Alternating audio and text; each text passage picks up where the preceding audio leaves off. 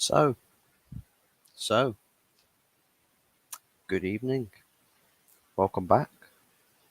You might have noticed a little bit of an update, a little bit of a change of scenery. Of course, this screen's going to be the same. Excuse that playback once again. Likes to unmute itself after I have muted YouTube playbacks, but scuffed streams. If it's not a scuffed stream, then what are we doing it for? Eh? But yeah, the title doesn't look very positive, does it? It doesn't make for a good reading. Makes me look very negative. Makes me look very, very negative. Early doors. Good evening. How are you doing? Hope you are having I'm sure you'll be having a much better time as a West Ham United supporter than Manchester United supporters are right now. But my God, as the title suggests there, we're finished. We've got to be finished, surely. Well, we can't not be finished. But I don't know. I just can't see how we'd not be finished right now. So a quick rundown, a quick sort of like troubleshoot, right? So Dean Henderson, a goalkeeper we've known for a long time, he wants to go. He went on loan for all of last season, and he was just like, my heart is set here. I'd love to come back here. So we knew this for a whole season. He's still here, and he's going to be a part of the squad in the new season. Scott McTominay, someone who everybody knows is not good enough for Manchester United. Now, whether people want to go the extra mile into saying the guy is, the absolute, dog wank at playing football, that's up to you. Me, I don't rate him whatsoever. But perhaps there's no need to get really nasty about it because he's just another player. All good, my friend. I'm looking forward to our transfer business. Lovely stuff. I'm very much happy for you. But I've got the stuff to get off of my chest about my club right now, which is shit needs to be said. To put it simply, shit needs to be said. So yeah, Scott McTominay, we all know he's not good enough. We've heard that the club were actively trying to sell him. Since then, radio silence. Radio silence. Shh. Don't speak. Silence in the library, right? Silence in the library. Get it off your chest. I most certainly will. So, it's silence in the library right now. Then we go on to, what is it? So, Brandon Williams is still here. So, that's player number 3, right? So, Brandon Williams, still here. We know this guy's not going to be playing. We know this guy doesn't have a future. Where is his offers? Where is he going? Which club's gonna buy him? As far as I'm concerned, he's apparently on the sell list. Yeah, he's apparently on the sell list, but there's no one actually interested in. It's almost as though it's like they said, "Well, we want to sell him, but we're not going to entertain any offers." So no one's picked up the phone. No one's called in. No one's dialed in and said, "Look, we'd like Brandon Williams. We like the look of him. Let's have a chat about him." But absolutely nothing. So once again, radio silence. Radio silence. Jiminho, fantastic to see you. I hope you're doing well. Brandon Williams is not good enough for Manchester United. He is not. But before we'd even seen a minute of this transfer window being opened, we knew we were going to sell him. So why is he still here? Why is he still here? Does anybody know? Murto madness, I'll tell you. I'm going to save the best till last, right, with Harry Maguire. As for other players, Eric Bailly, here's another one. So on to number 4. Eric Bailly was listed, first glance, about 2 million pounds fee thereabouts. That was what was being discussed. This club had transfer moves for Eric Bailly that fell through. Saudi, he had an offer there, didn't go through. Had an offer from Turkey, didn't go through. This club, this board, are so incompetent. They opened discussions to cancel his contract. Anybody want to guess what happened? They fell through. It's like Eric Bailly says, "Well, do you know what? I'm going to do a Harry Maguire here. I'm going to do a Harry Maguire. I'm just going to sit back and relax. I'm going to enjoy my lucrative wages. I'm not going to reciprocate my footballing ambition. I'm not going to do that. I'm just going to sit, kick back, relax, and chill." So Eric Bailly sat on fat wages, fat wages right now. Could have gone to Saudi, no. Could have gone to Turkey, no. And then the club calls him in to say, "Well, look, we've got to discuss your future because the manager doesn't want you here." And it's just like he sits down at the table, right, with either Richard Arnold or John Murtaugh, and they say, "Look, we want to discuss cancelling your contract," and he's just like, "Ha, how about no?" And then that was it. That's the end of the conversation. Like, what is going on? I don't understand it. A lot of your fans are Brooks only rate him, uh, and only rate him because he came from the academy. Well, the Brexiters of the fan base. I think there's quite a few people in fan bases that will be your sort of pro-Brexiters, if you want to call them that. Catch you later. No worries, Stephanie. Thank you for tuning in. Didn't even catch you coming in, so it's a bit of a quick one. Bit of a quick visit, but got to do what you got to do.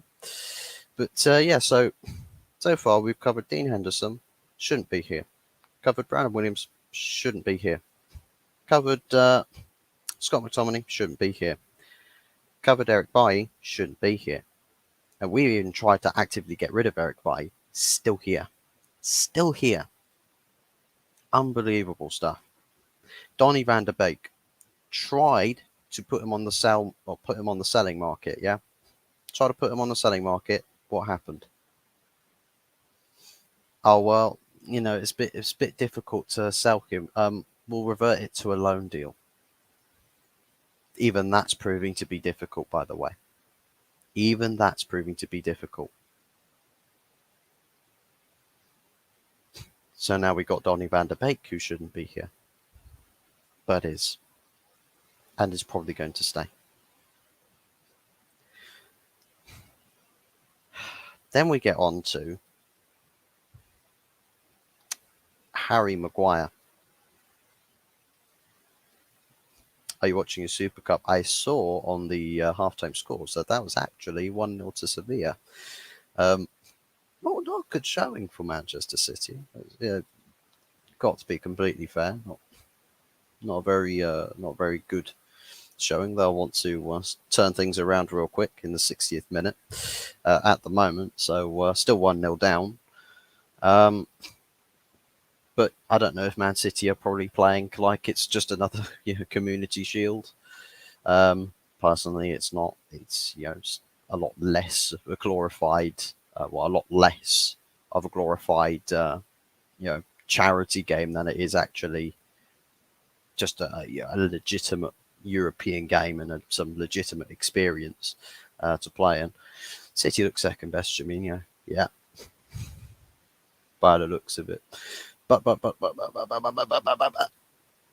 Van der Beek is always benched. Give him a chance. Look,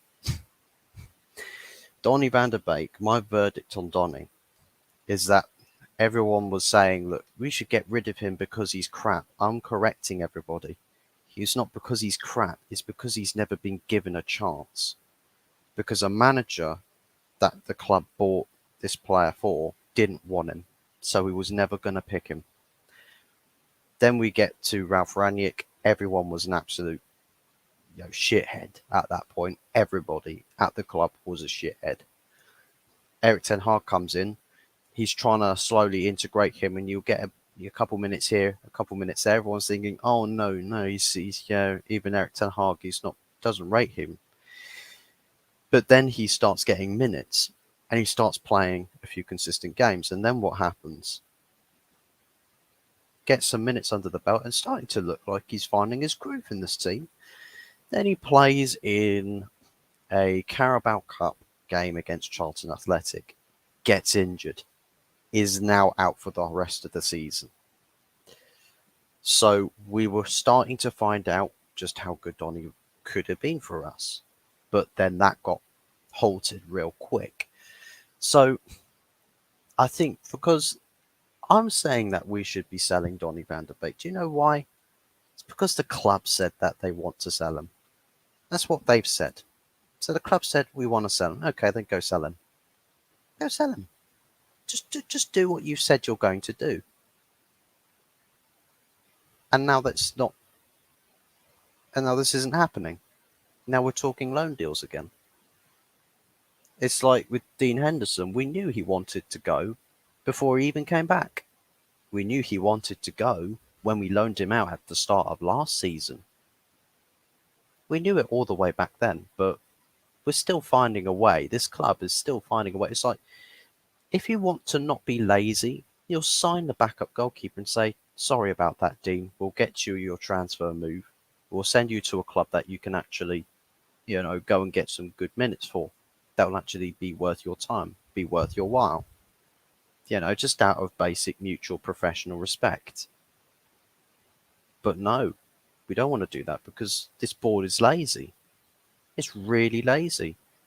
But it's also the same board that I hear people, doing backflips for. They're going extra miles. Celebrate, guys. Murto Madness is fantastic. John Murto, oh my God, what a revelation. Please let me kiss your feet or lick your ass. That's what this fan base like to do. They love to do it. It's absolutely pathetic. It's absolutely pathetic. It's like people getting excited or like, oh, I'm warming up to this Mason Mount signing. So we gave him plaudits, right? Just seeing that 1-1 goal, by the way. So we gave him plaudits for signing Mason Mount. Everyone's sort of very 50-50. I'm not convinced by the signing in the slightest. I don't agree with this. But Eric, do you know what?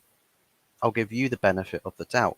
You can prove me wrong and show me that Mason Mount is going to be a very revolutionary cog in your system. It's going to take this team forward. It's going to take it to the next level. That's where we're going to go, right? That's where we want to go, right? Mason Mount is a big part in this club's future. That's what your foundations, right? That's what your foundations are. That's what your blueprint is. Mason Mount is a key part to that. If Monday Night Football's anything to go by, I'll tell you this. Mason Mount has proving me right so far. And I'm already starting to see some apologists on his behalf. By the way, I watched Lee Gunner's video earlier about Harry Maguire and Mason Mount situation.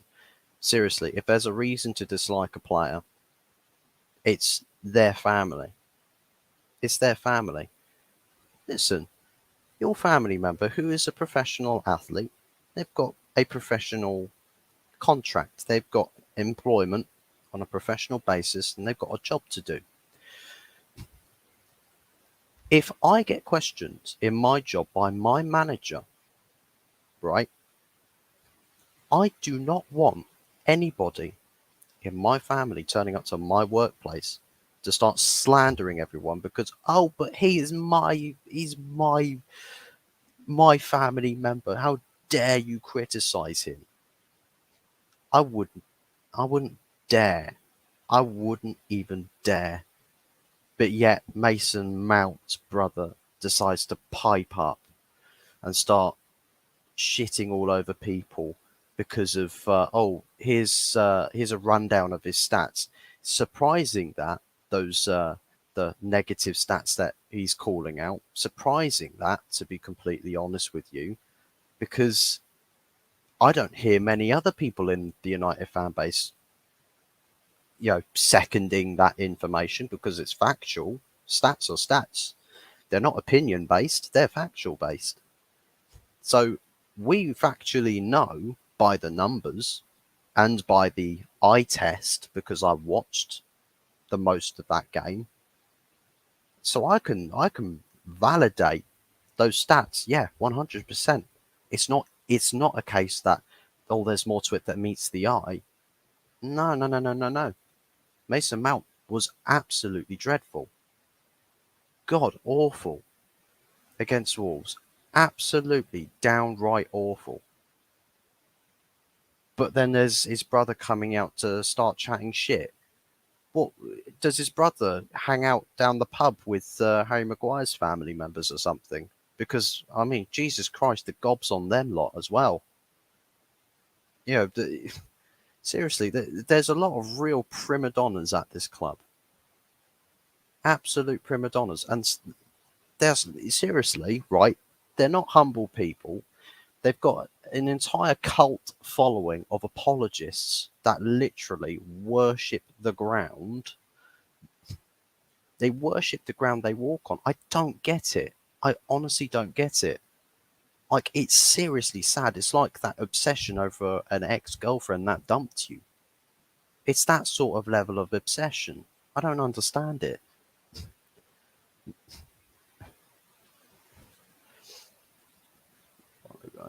I'm surprised Ten Hag didn't give Van der Beek a chance, especially considering they were both at Ajax together. Well, that's the thing, Jaminho. He was starting to give him a chance. He was getting a run of games literally right up towards the point where he got injured in a game against Charlton, and then he was out for the rest of the season. So he was looking like he was about to get a placement in the squad, and it would have made a lot of sense to do so because, let's face it, you're going for 4 competitions.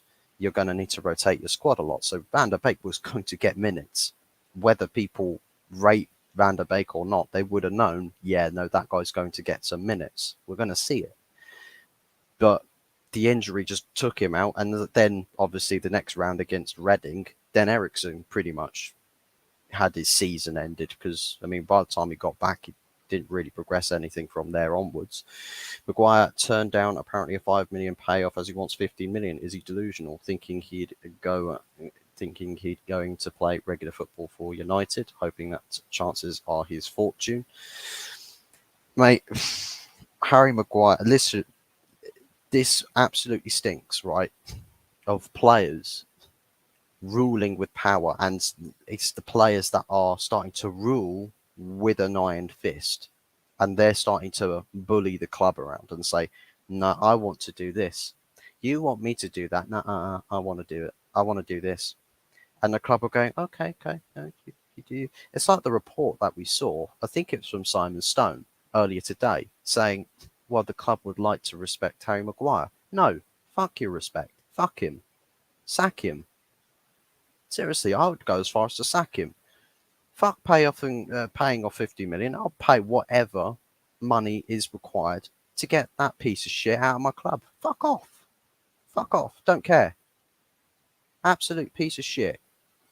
Disrespected the badge on the shirt. Disrespected the armband. Right? You carried an ego to disrespect the fan base numerous times. And then you have a gobby-mouthed family that want to go shit on everybody else that actually just say, well, look, Harry Maguire factually hasn't been very good in this area. Oh, let me go post a compilation of it. Kiss my ass. Totally agree, Jaminho. Yeah, that's 1-1, yeah. Our possible lone player has equalised for City. What was that, Palmer? Was that Cole Palmer? Yes, it was. What a guess. See. I think Mason Mount is dreadful, to be honest. No, he could potentially get better.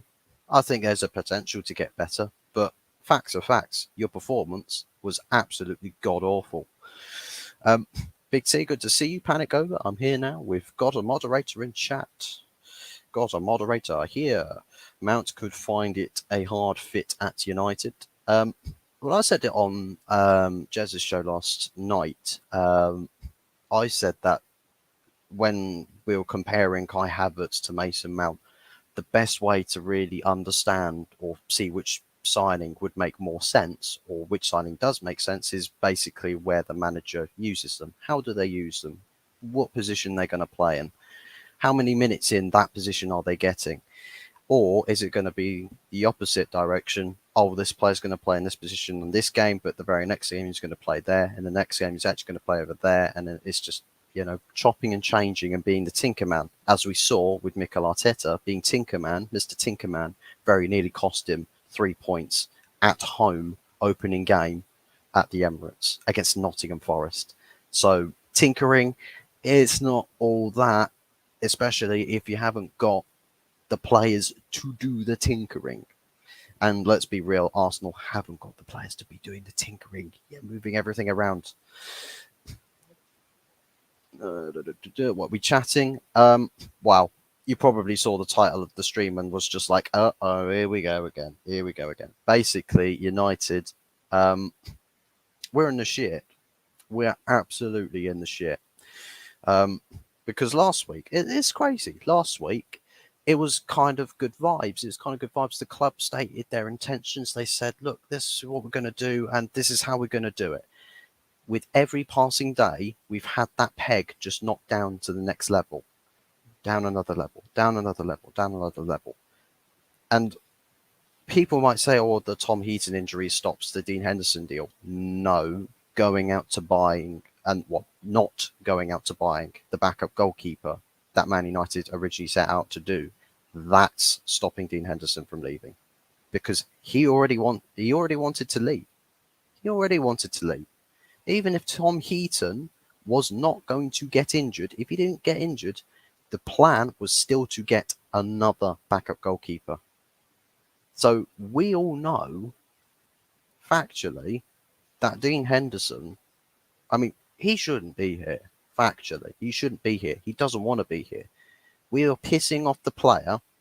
We're pissing off the fan base, but we are making our future business dealings that much more difficult because one goalkeeper got injured and we've suddenly decided that we can't be fucked to go sign a backup goalkeeper.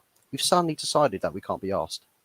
Now, there's people talking about the backup goalkeeper or a goalkeeper from Besiktas. I think it was Besiktas. It might have been, was it Fenerbahce? No, I think it's Fenerbahce. But a backup goalkeeper from Turkey, right? So that was what was in the pipelines. That disappeared. That story just dissipated. Mama Flossie, hello, hello, hello. Good to see you. Hope you're doing well. Now we've got 2 mods. We've got 2 mods in the chat. Mackham's hide Flossies.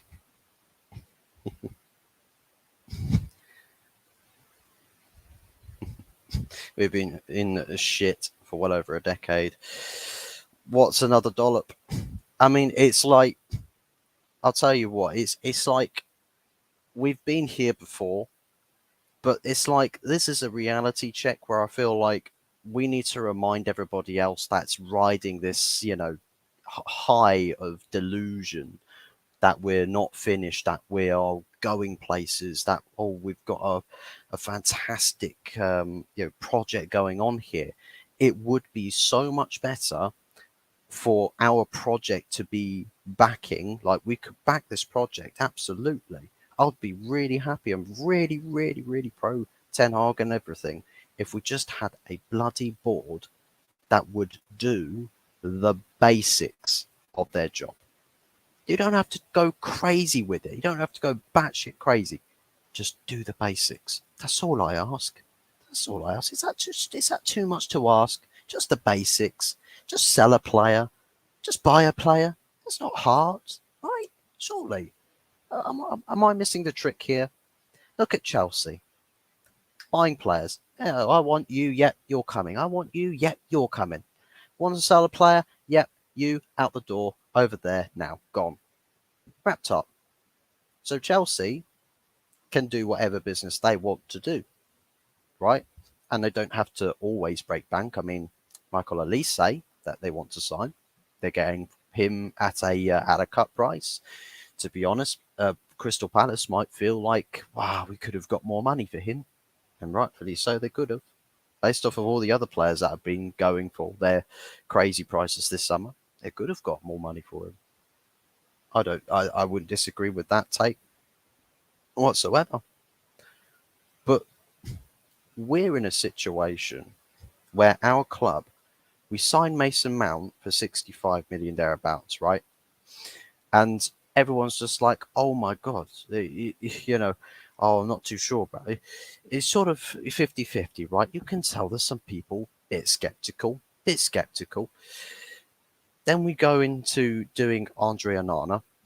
We were panicking to get an Onana deal done. Panicking. We were batshit crazy. We were scared. We're all of this stuff. Look, panic. Onana's got to get on the plane for pre-season, right? That's what we got to do. So Onana just about scrapes it onto that plane for pre-season. Just about. So we went away in pre-season with 2 players bought in, 0 first-team players sold. We had 0 first-team players sold. 0. Mad to think that 35 million is considered a snip in today's market. Well, yeah, in comparison to the transfer value of other transactions in this window, it is cheap considering all the other bits and pieces. I think even Alexis McAllister, for a release clause, went for slightly more money. Obviously, we know Caicedo's like hundreds of millions, Lavia, 50 million. I mean, we could snap up Amrabat, Sofian Amrabat, for about 26 million. We could. And I've got my concerns with Sofian Amrabat deal. I've got big concerns because this deal was written on the wall for a long time. But guess what? I can look down the street and I can see the guy that's got all the mops and everything. He's going to come and he's got a job to do. He's going to start scribbling everything out or washing off everything that was written on that wall, right? So this writing that's on the wall, it's probably going to be no writing on the wall, and he'll probably disappear off to another club because United was sitting on their fat fingers deciding not to do anything. And we're going that way. Sorry, guys. I wanted Amrabat. I was looking forward to Amrabat being here. Most United fans were like, cool, we get Amrabat, we're going somewhere. We're going somewhere. Not too sure or too certain that it's a good way, but we're going somewhere, right? We might not even get Amrabat. We might not. Alfredo Padula, the guy that's been calling all the shots on all of these Serie A transfers, right? The deal, he has said the deal is ready to go. They've just got to submit the bids. That's it. Submit the bids and we're all sweet. Personal terms, no problems. No problems. Well, guess what? The sell to buy is back. The sell to buy is the headline, is the tagline.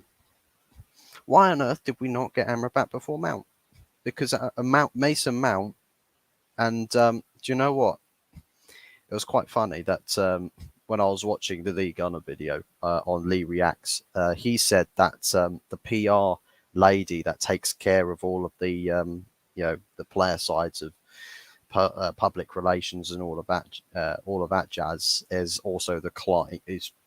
She's got clients of most other people that have been involved with the scandals or something. I can't remember just off the top of my head what it was, but there's a network there of players that have not the greatest of track records in various aspects, not in like scandals where it's like an Ivan Toney betting scandal or something, nothing where it's like illegal, but when shit really hits the fan for the player and everyone's on their case, this same lady that's doing PR for everybody, and we reckon, or Lee reckons, that the number 7 shirt was part of the deal sweetener for public relations because he's the star signing, right? The marquee signing, which, by the way, people were saying before in this fan base. They were saying months before, Mason Mount cannot be the marquee signing. What happens? He gets the number 7 shirt. There's your marquee signing. So everyone knew, look, Mason Mount cannot be the marquee signing. That's the word months ago. Months and months ago. But what happens? He gets the number 7 shirt, and just like that, marquee signing's here, guys. He's here. Like, so now we've got a number 7 marquee signing, which is dropping essentially 0 out of 10s on the performance charts, right? And, you know, people that are looking at the stats and saying, well, look, for a midfielder, these stats, he's not delivered on these stats, so it's not a good look. And then having his brother come out and saying, oh, you're chatting shit. It's negative. This is abuse. How dare you talk about my brother this way?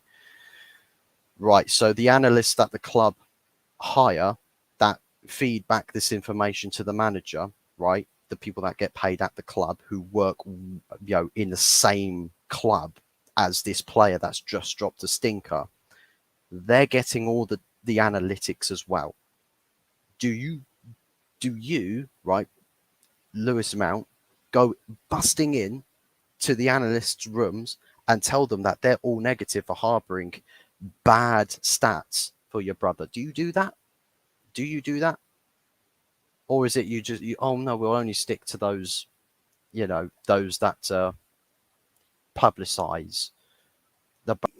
Honestly, it's so baffling, and the mentality with some of the fans in this fan base, not everybody, but some of them, that are crazy enough to praise John Murtough for delivering a marquee signing that everyone was saying cannot be our marquee signing before the 10th of June, which was when the summer transfer window opened.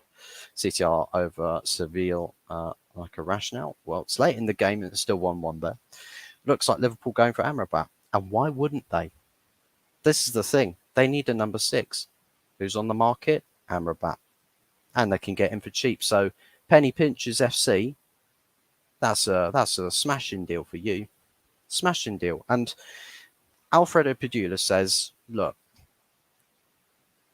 he won't go to Liverpool unless Manchester United pull out of the deal or say the deal's off, right? So they're stringing Sofian Amrabat along here, right? They're stringing him along for the meantime. And do you know what? If I am Sofian Amrabat, I'm telling my agent, call John Mercer, call whoever it is that I've had previous communications with, and tell them you've got no more than a week to sort things out your end, because I've got a season that I could be playing football for a club right now.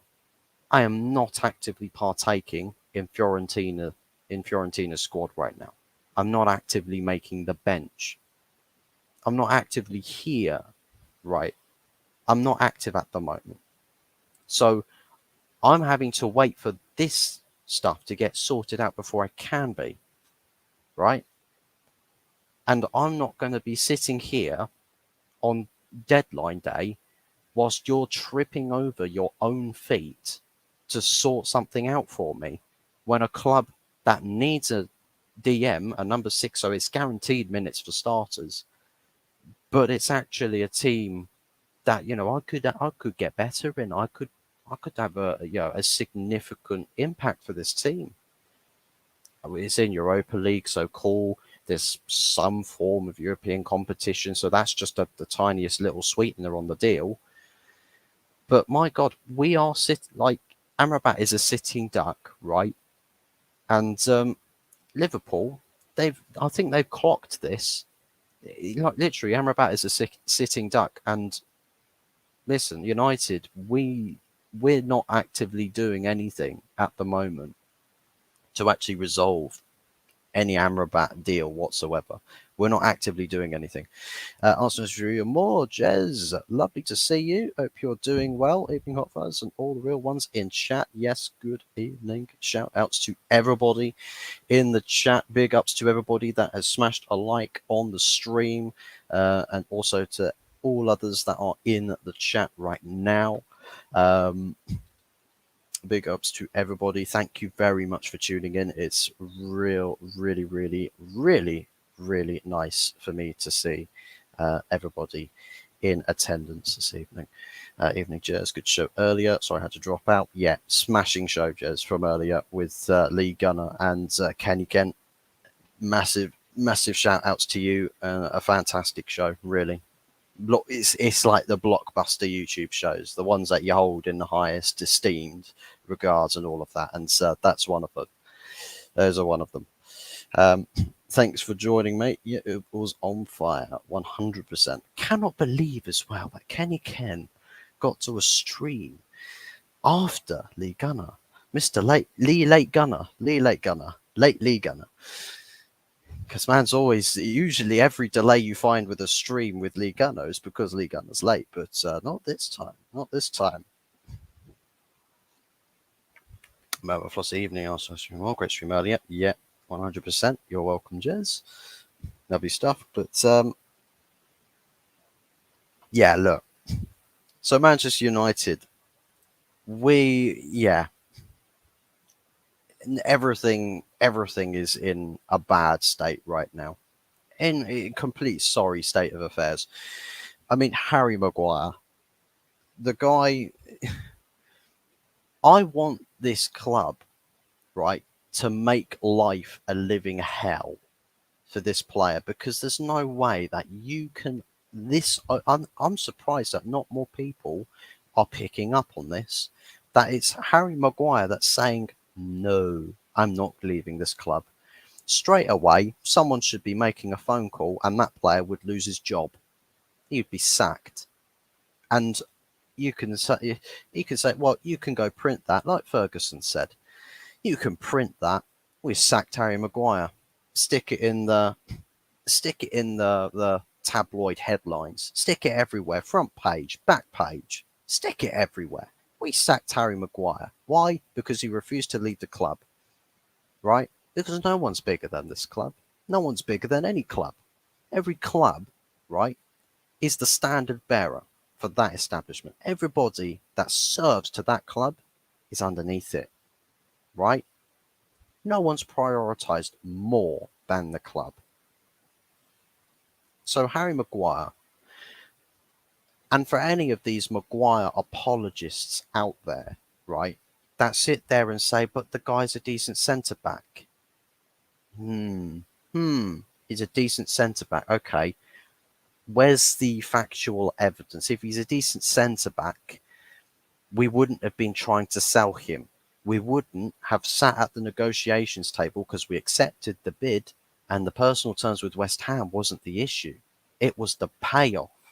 And Man United said, oh, we don't want to do it. We don't want to do it. No. So a player's bullied, right, for the world to see. A player has just bullied our board into submission. The player's got his way. He's got his way.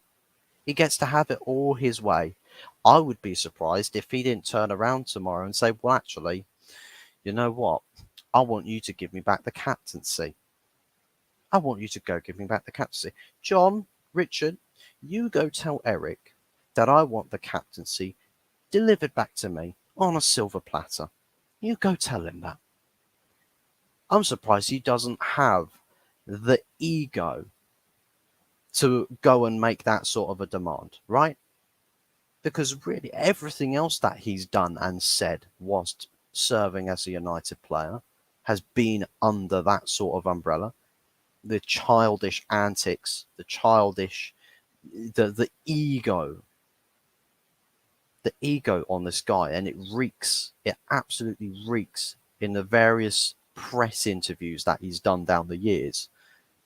Honestly, it hurts my brain And it's like, what was it? Lee Gunner said it as one of the quotes from a Maguire's family. One of the quotes he said was apparent. Well, not him, but his family said that. What was it? The highlights of Keane's, career or something, and it showed him a picture of walking his dogs or something. I'm like, what, bro? This guy's family, the guy that's clowned the United captaincy and has disrespected this badge, his family's come out on public notice to say, or to disrespect one of our greatest midfield players of all time, one of the greatest captains that this club has ever had, a guy that has paved the way for many midfielders of today.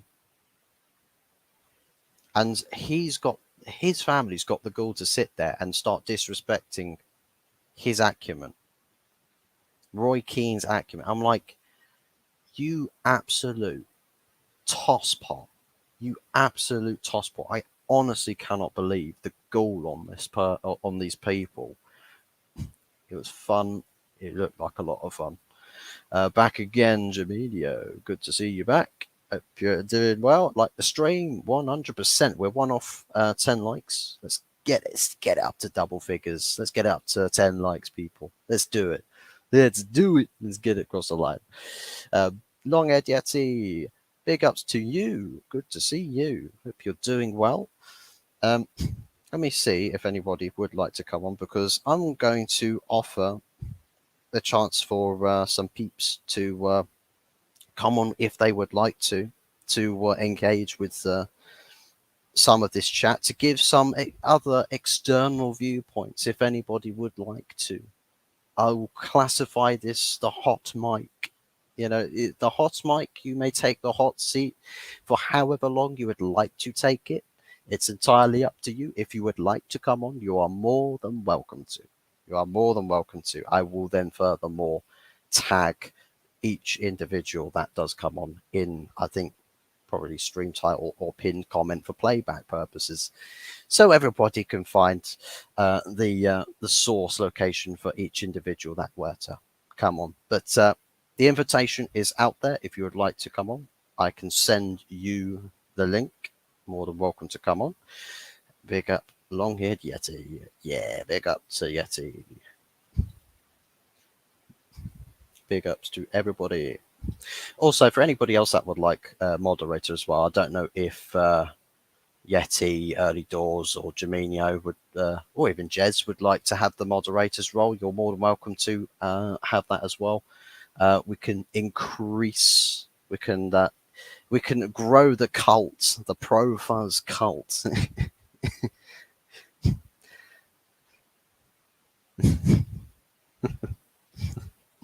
The web ain't ready for my ugly mug, mate. It's the first step is always the hardest step, right? Trust me. It's like if you were to come on once and it crashes the internet, trust me, it's only ever going to happen once. It can't happen again. Let's put it that way. But trust me, I had probably the same thought in my mind before I started jumping on camera as well, because sometimes I used to do gaming streams years ago, and I'd always be apprehensive about sticking on my mic, because I was just like, I don't want people to see my face. But I was like, well, just screw it. Just here it is. It ain't nothing special. But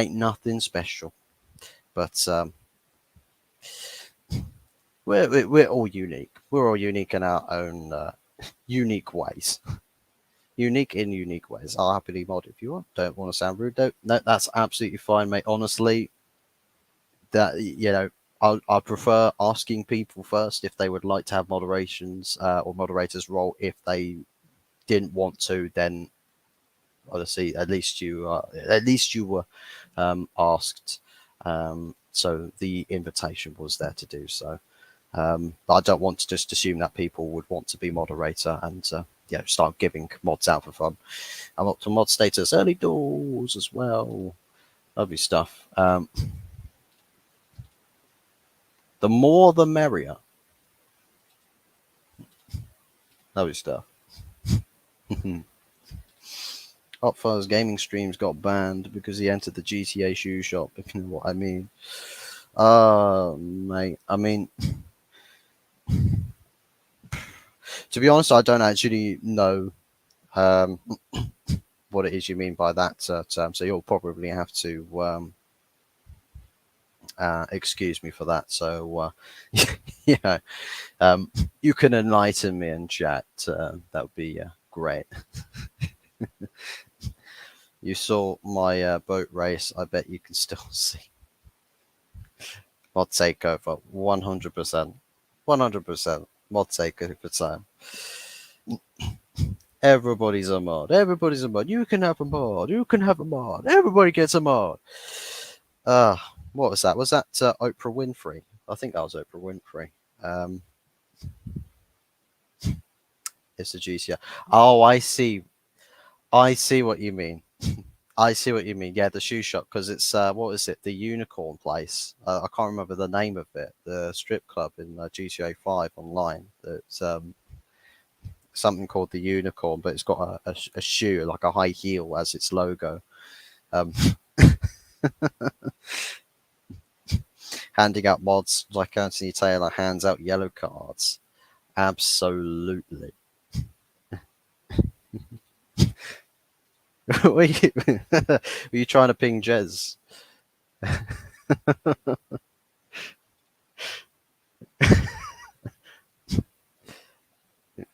There's a channel on here where nearly every chatter is a mod. Mate, there's quite a lot of and you know what it is? I think it's just because they're the most frequent people that come onto the streams. The most frequent, like, reoccurring viewers. So it's just like, well, you being here the most frequent, the most often. So yeah, you guys will get moderations or moderators. Um, yeah, it's a strange one. It's a strange one, but each to their own, really. But you can't really go wrong with a fair few mods. We could do a show all wearing masks. Wow. I mean, we'll get a lot of question marks. We'll get a lot of question marks. I'll tell you that much. Our stream will get flagged for suspicious activity, potential terrorism. I never wear masks. I ain't the sheep. I'll tell you what, Yeti. It's interesting because it's like I don't wear masks anymore because it's just like I could give less of a shit about COVID. But it's like you look at certain places like China in the big cities or Japan where everyone wears the masks. It's like they have impeccable attendance records for their jobs and everything. And it's just like, why would they do that? Because they barely catch anything.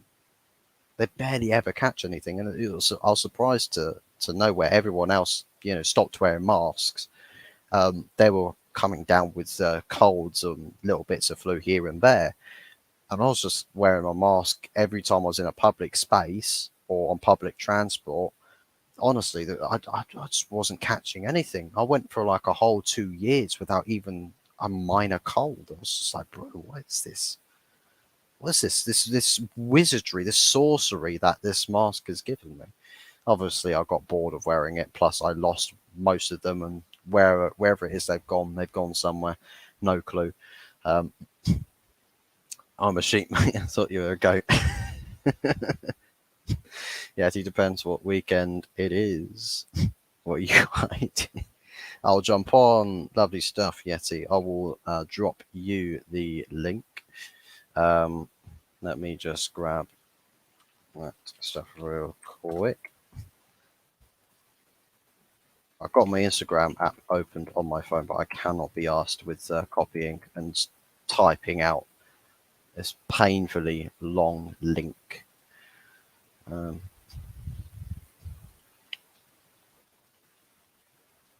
just going to here. Okay, so I just DM'd you the link on your Instagram. I'm talking Halloween masks, not COVID. Mate, we can do a Halloween stream and do that.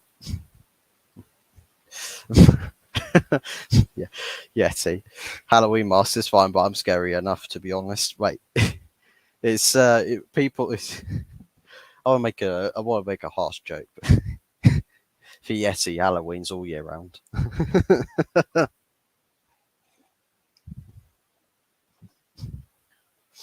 But yeah, I've dropped you the link in Instagram. So when you're good to come on, you're welcome to. And also anybody else that would like to join in, just drop the request in the chat. I'll dish you out the link as well. If you'd like to come on, you're more than welcome to.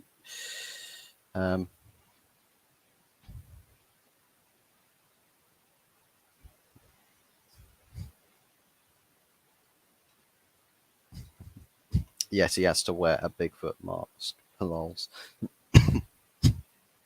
What he just needs to do is just not shave anywhere around his face and all of that. And just let it become like really, really bushy. I mean, he's already kind of at maximum bushiness, if you know. Speaking of Halloween, I remember one Halloween I used 3 different outfits the same year and went around at 3 different times. I got 3 times the amount I normally get. It's like what's his face? Mick Foley in the Royal Rumble. Man's coming out with 3 different gimmicks so he can be in the Royal Rumble 3 times round. He's doing a Mick Foley. He's done a Mick Foley. Yeah, fair plays. Surprised that no one had any sort of street wits or wasn't streetwise enough to notice it. But big ups to you. Longhead Yeti, how you doing, buddy?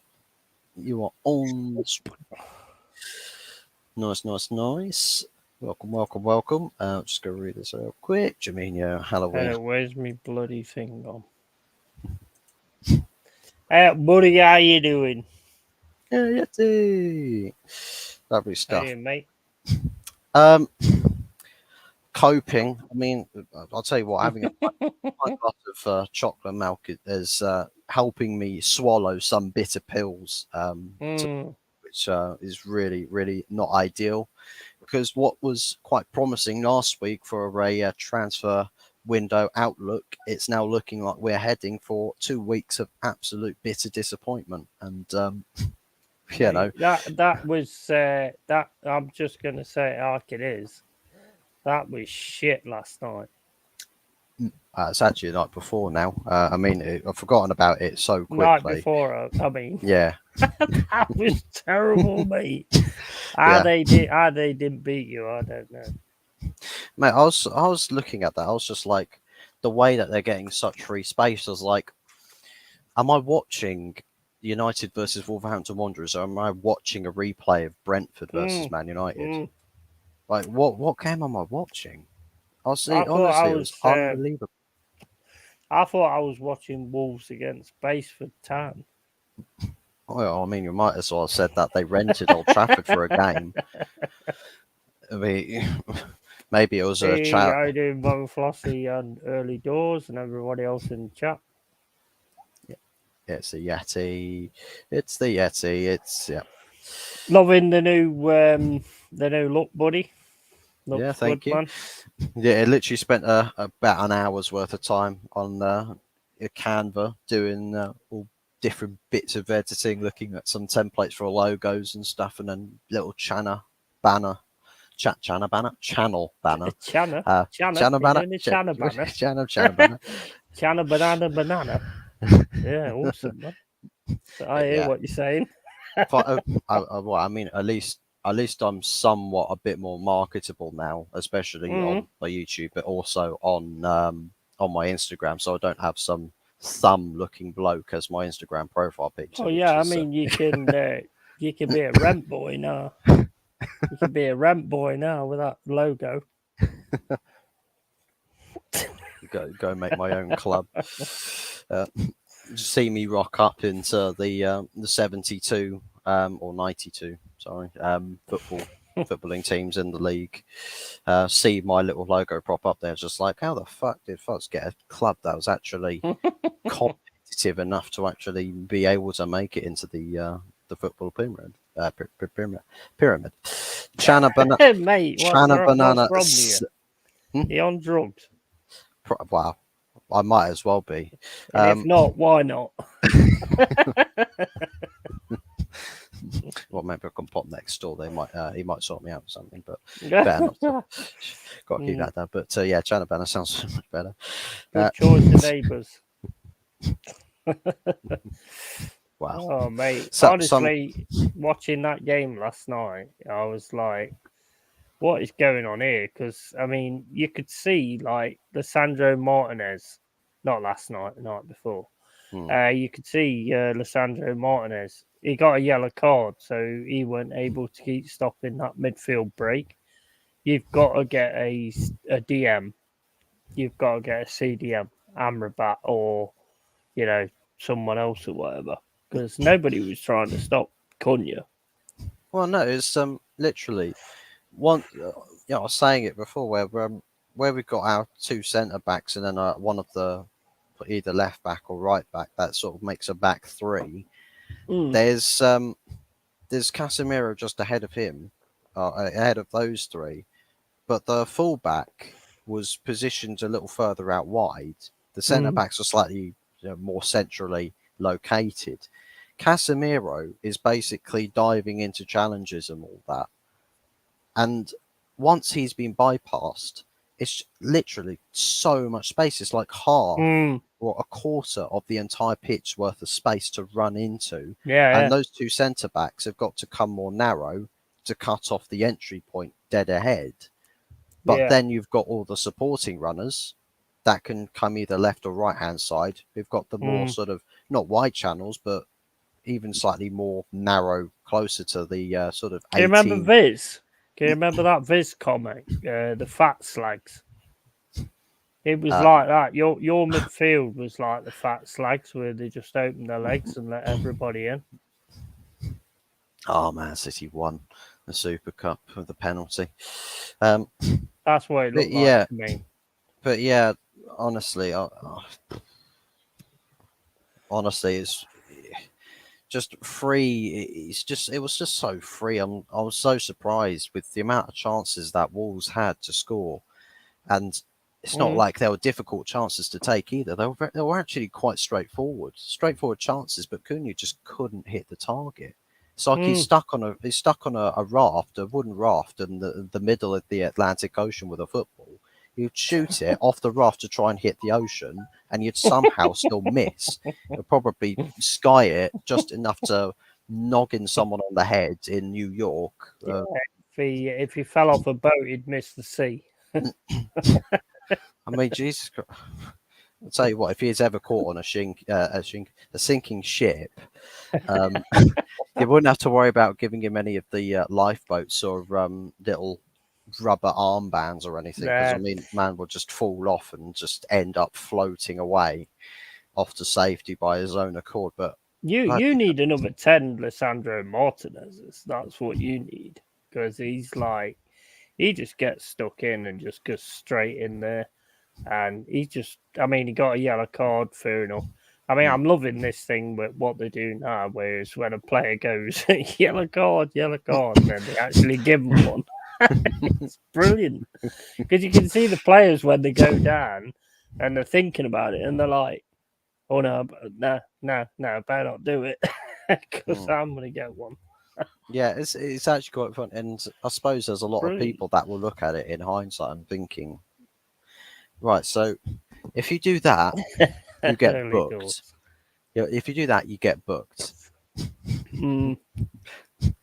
But if you perform a WWE move or something that I mean, Anana can turn the penalty area into a UFC octagon and knock someone out first round, first punch or something, and That nothing is gets ridiculous. even That looked was. at, plus with VAR review. And it's just what the hell is going on?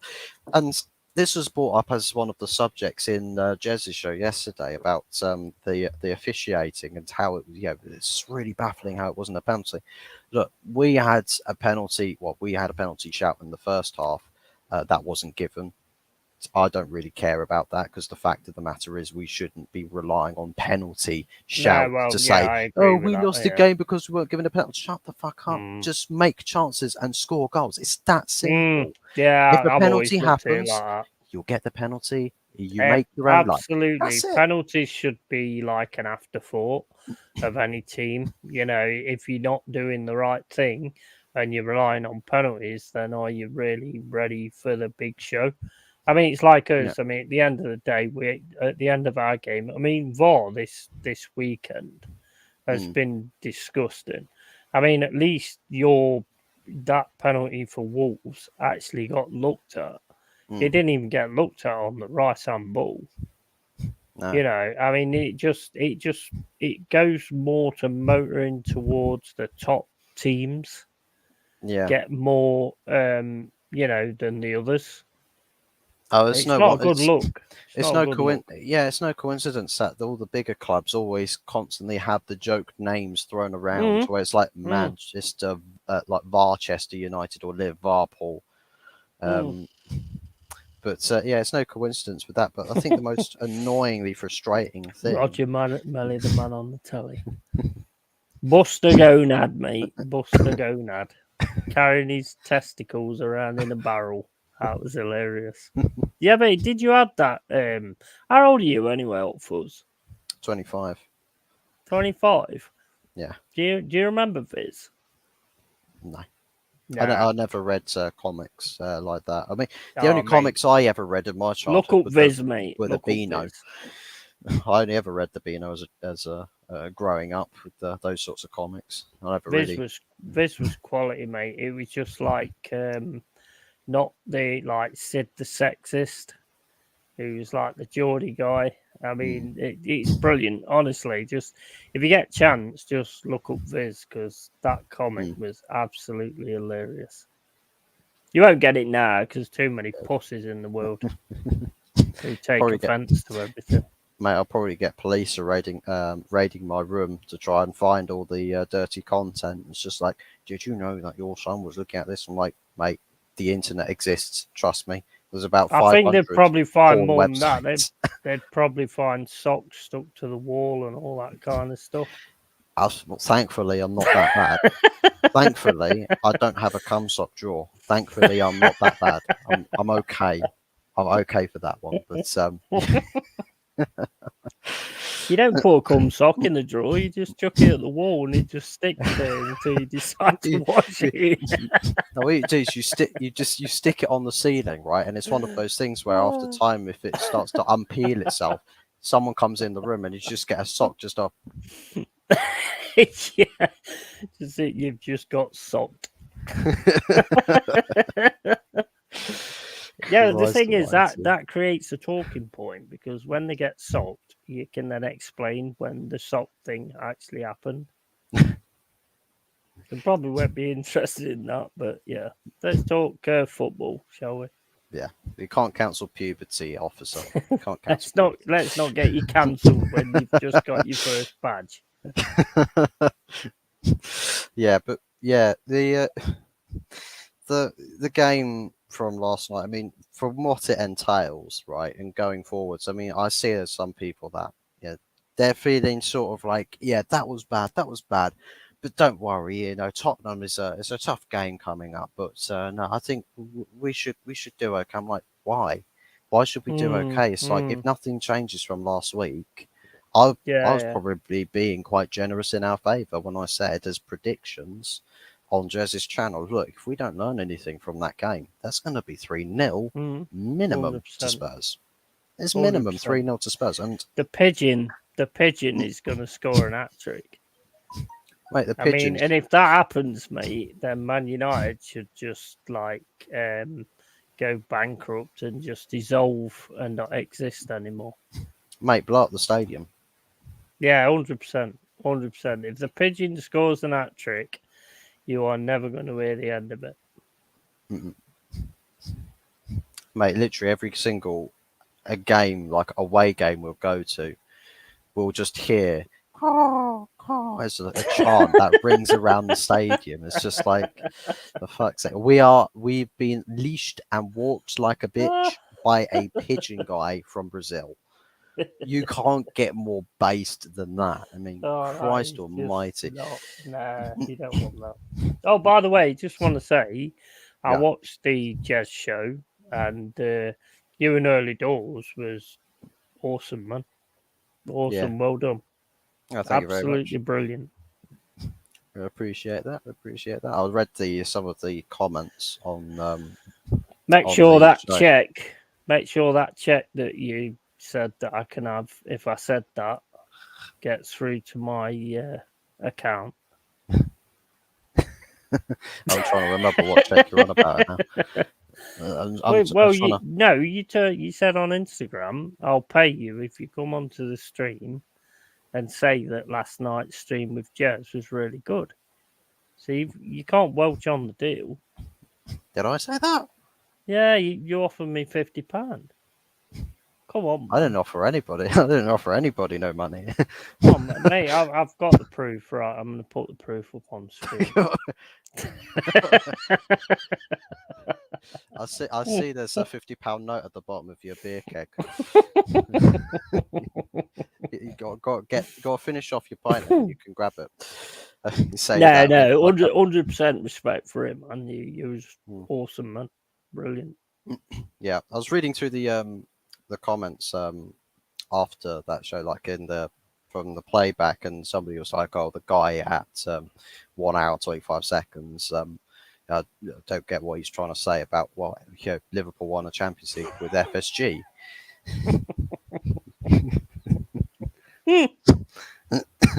That is hilarious. What Early Doors had just said. That is hilarious. Absolutely hilarious.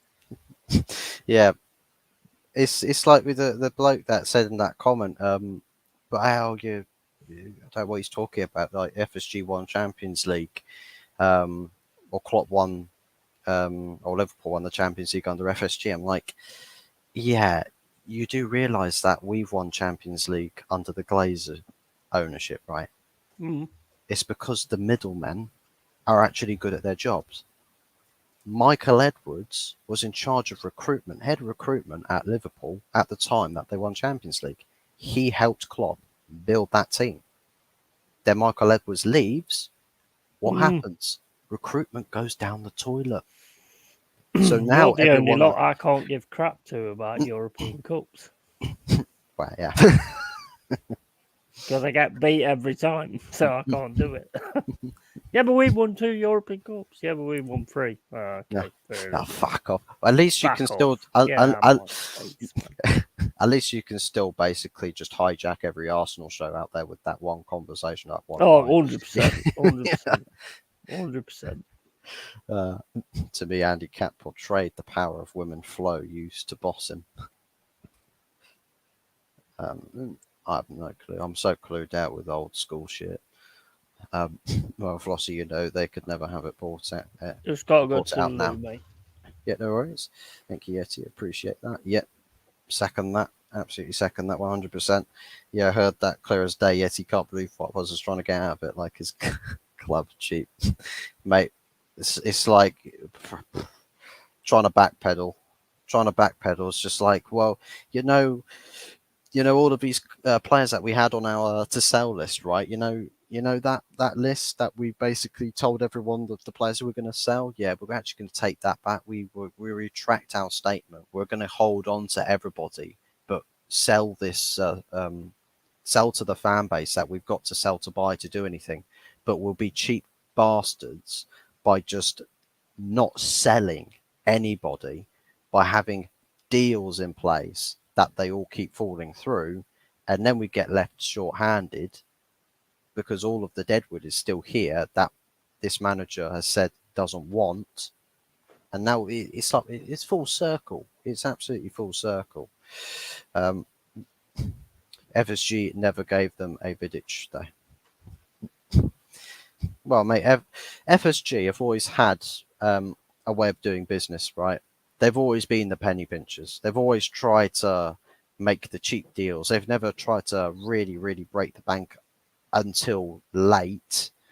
But Michael Edwards, done them a whole world of favours by getting them the likes of Salah, the likes of Firmino, the likes of Mane, the likes of Fabinho, the likes of what was it? I think Gini Wijnaldum at the time as well. The likes of Andy Robertson, Trent Alexander-Arnold came through the system, so that was just academy project right there. But Virgil van Dijk obviously spent a lot there, but he was just like, well, he's going to be the stable. He's going to be the cornerstone for this defence, and for a while, with a strong backbone with your defensive midfield, it absolutely was. And you had, I think it was Joel Matip paired alongside him for the most part, and it was a team that worked really, really well. Alisson as well, great goalkeeper, signed under the stewardship of Michael Edwards, and it's like, even with FSG penny pinching above them, if you've got someone that's great at their job, they'll find all the ways around it. Ralph Rangnick finds people. Sorry, I'm just messing around. you spot something. You spot someone in chat there. But it's. I just decided to do it. It was just like a totally random thing. I need to get sponsored by Stella. I keep putting their cans on my stream. Oh, not my stream, your stream. Well, my stream and your stream. Yeah, well, if anybody does fancy sponsoring my channel, do get in touch. Catch me on my Instagram, or send me a message for my email. Yeah, any you know where to find me. Socks, cum socks. Those two, but they're for a hefty price. And you'll have to. What you need to do is you need to sell your soiled knickers. Because that my goes soiled for knickers a heavy price. I could sell it at the same rate as bloody girls online selling bathwater. Fuck me. Why not? Why not? Why not? Some of the advertisements I see with these people that are just like, or skinny pants. I sold skinny my feet pics. For a lot. I sold my feet pics online for X amount of money. I'm like, shut up. No one cares. If people want to go see feet, they take their socks and shoes off and look down. If people want to go see feet, go to a beach. You'll go see feet, go to Skid Row. You'll find plenty of bare feet over there. It's like, seriously, what is up with some people? Some absolute down bad, horrendous people, left, right, and centre on the internet. Absolutely 100%. I've just walked back in after they dug out wet knickers. What I find pissed.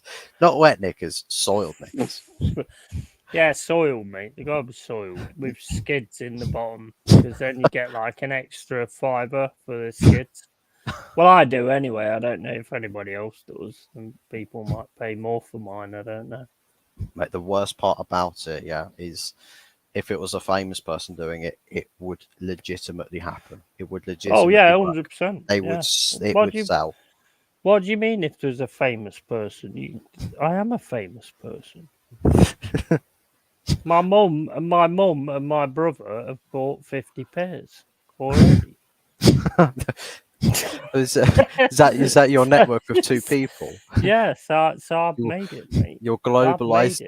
You can call it the globalized network of two people, because they keep trying to move as far away from you as possible, just to stop you from sending them loads of pairs. It's just like, right now, wire me the cash. Mate, I've made it. Trust me. Well, I made the skids anyway.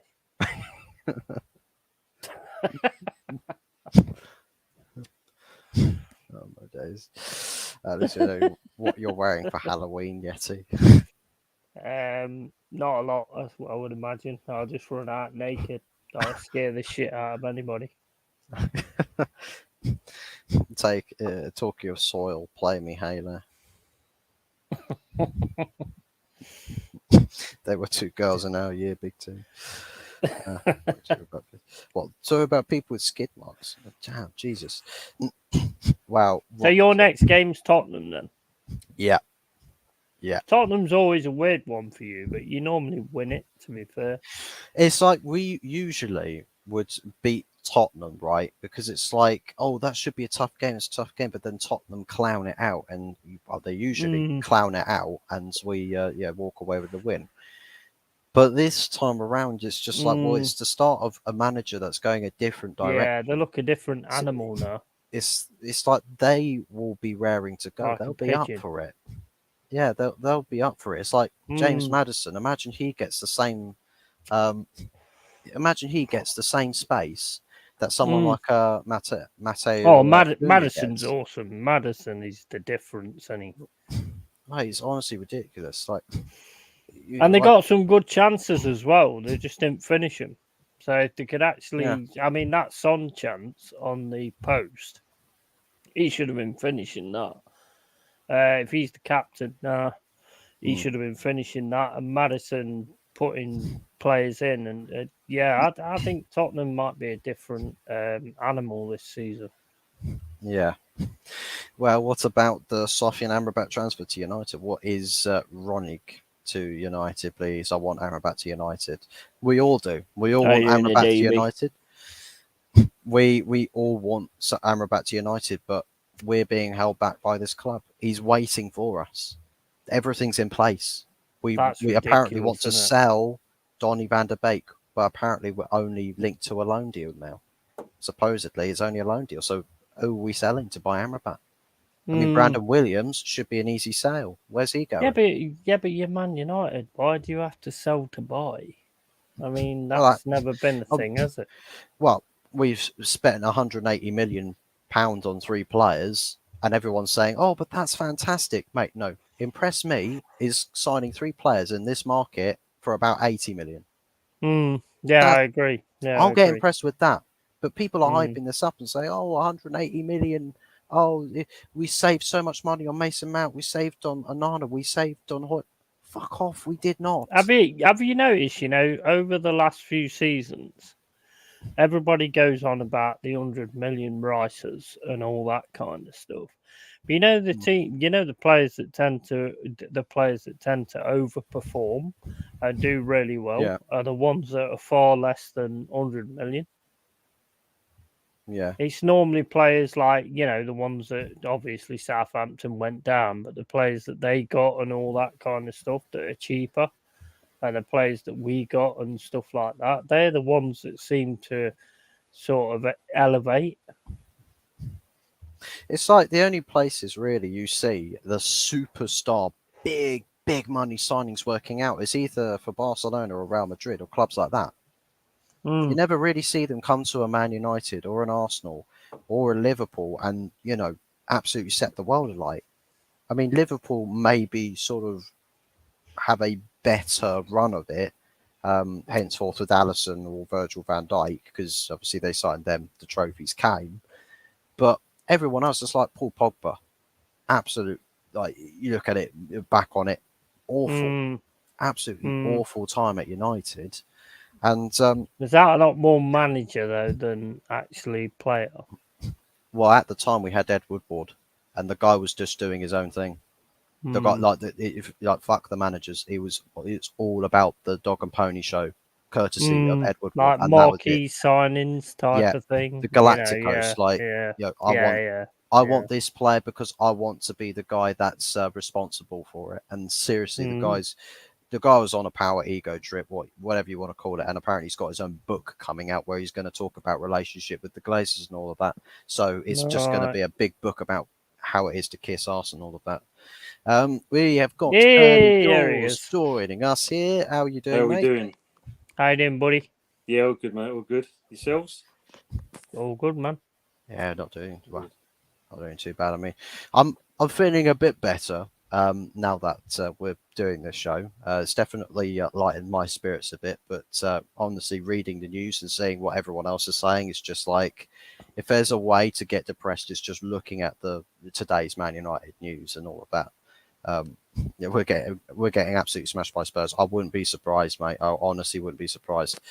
And I was hearing somebody talking about this. I think it was Mark Goldbridge, and it's just like, oh, expect these sort of results to happen again. I'm like, but Mm, why? I know. Yeah, I agree with season, you. I agree with you. this season was meant to be the stop to the Mm. batterings away from home, because you'd Mm. signed the player that stops you from getting battered away from Mm. home. And he's trying to justify that by saying, but it's just going to be sort of the way that we play, and some of these players, there's something about these players, they will let this manager down again. I'm like, but this board is keeping them here.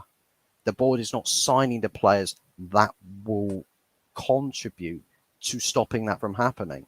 But everyone else is towing the party line that John Murtagh is, on Murtagh madness. And, I'll give credit where credit's due. I mean, Mark Goldbridge is saying, look, this summer transfer window has been shit. And it has. It factually has. It has been shit. So the amount of people I've seen saying, well, this transfer window is going fantastic. It's going really, really well. Okay, allow me to remind you, there's 2 weeks left of it.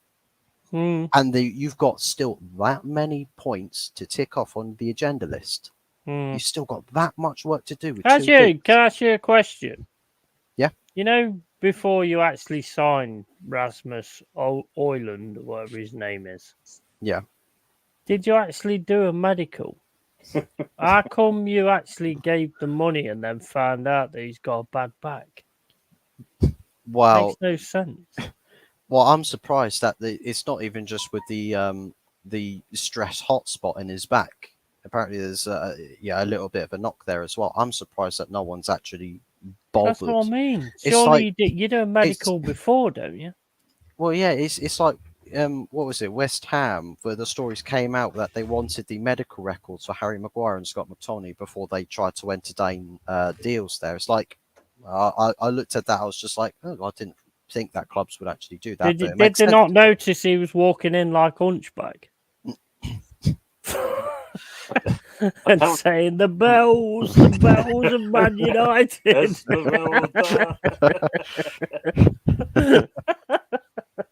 I think when they initially acquired about the player, I think what happened was they come to realise that the injury was more substantial than it was led to believe at the first place.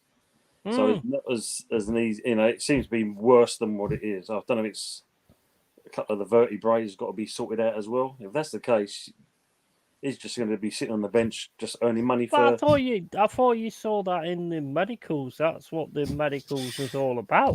Well, you like to think so, wouldn't you? Really? Do you know what I mean? I mean, if he's walking in there like Gollum looking for the precious, then obviously there's something wrong with his back, isn't there?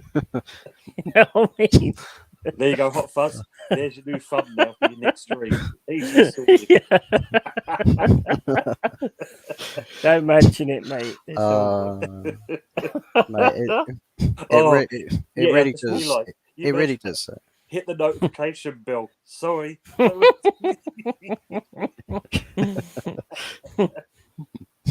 Right, that's a crazy signing, man, without a medical. For that much money as well. I mean, it's like a part of me is like, well, who's got the better? Let's be a bit ridiculous with this. Who's got the better deal? Signing Rasmus Højlund for about £70 million, right, for him to probably not be able to play consistent football for most of your season for a crucial position, or sign Yuri and Timber for about just over £40 million, play about 45 minutes of football, and then get injured for the rest of the season. He might be good at diving headers. If he's on all fours in the box, he might be able to do. Well, I mean, if Bruno fancies sticking him in a wheelbarrow and just running around the pitch with him sat in the front, it's like, quick, turn me to the right, turn me to the right. That is hilarious. I'll tell you what, you want to use that Anthony to drive the real wheelbarrow because he don't do much else. Mate, he'd probably crash it down this slope on this edge of the Old Trafford pitch and injure the both of them. I mean, Christ, that guy was an absolute car crash of a performance on Monday night. I mean, Christ. He'll be seasick after the amount of spin arounds that Anthony likes doing. It's crazy. I don't get it. I don't get how you've signed a player that's got like a fucking back worse than me. And it's our fidget spinner, all right? He changes his hair colour every other weekend as well. It's quite funny because when he signed, as someone made a joke video as his first press conference. I don't know if people saw it, where Ten Hag was sitting there and he had a smile on his face, just like that, and there's literally a crop of Ante doing a spin at this conference table, but he was speaking in Portuguese. But what the edit was is that you could hear whenever he was sort of facing towards the camera, you could hear his voice was loud, but when his back was turned, his voice went quiet. So it's like, I'm like, okay. So whoever's made that is got set certain feelings about the song, but it was absolutely hilarious when that video. Hoyland is Haaland from Wish. I actually wish that he was, because at least then we've actually got some form of a goal scorer that's actually fit and has actually got a bit of pedigree to him.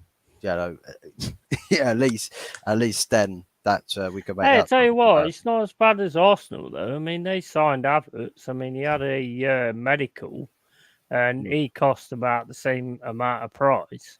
They did a medical, but didn't realise he was fucking shit. So that's worse. Or maybe it's one of those things where his medical record is squeaky clean because the guy just doesn't push himself to actually eventually get. He doesn't exert himself enough on a football pitch to get injured. No.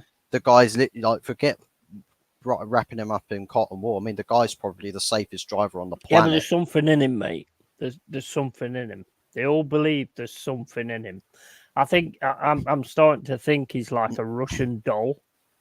You know, where there's like a doll inside, and I'm thinking it's either, when they say there's something in him, I think they might need Sigourney Weaver, because it might be an alien waiting to burst out or something. I don't know what they're talking about with that. I'll tell you what, though, this might just be Vladimir Putin syndrome 2.0, because it's like Kai Havertz is probably still sat in Germany right now supporting Bayer Leverkusen, but this fraud that came and flew over to England to carry on playing is actually just a Kai Havertz lookalike, and the real player is retired, collecting wages, and this guy that's being a fraud for Arsenal and Chelsea is just taking like a small cut percentage of these wages, whilst then the other question though.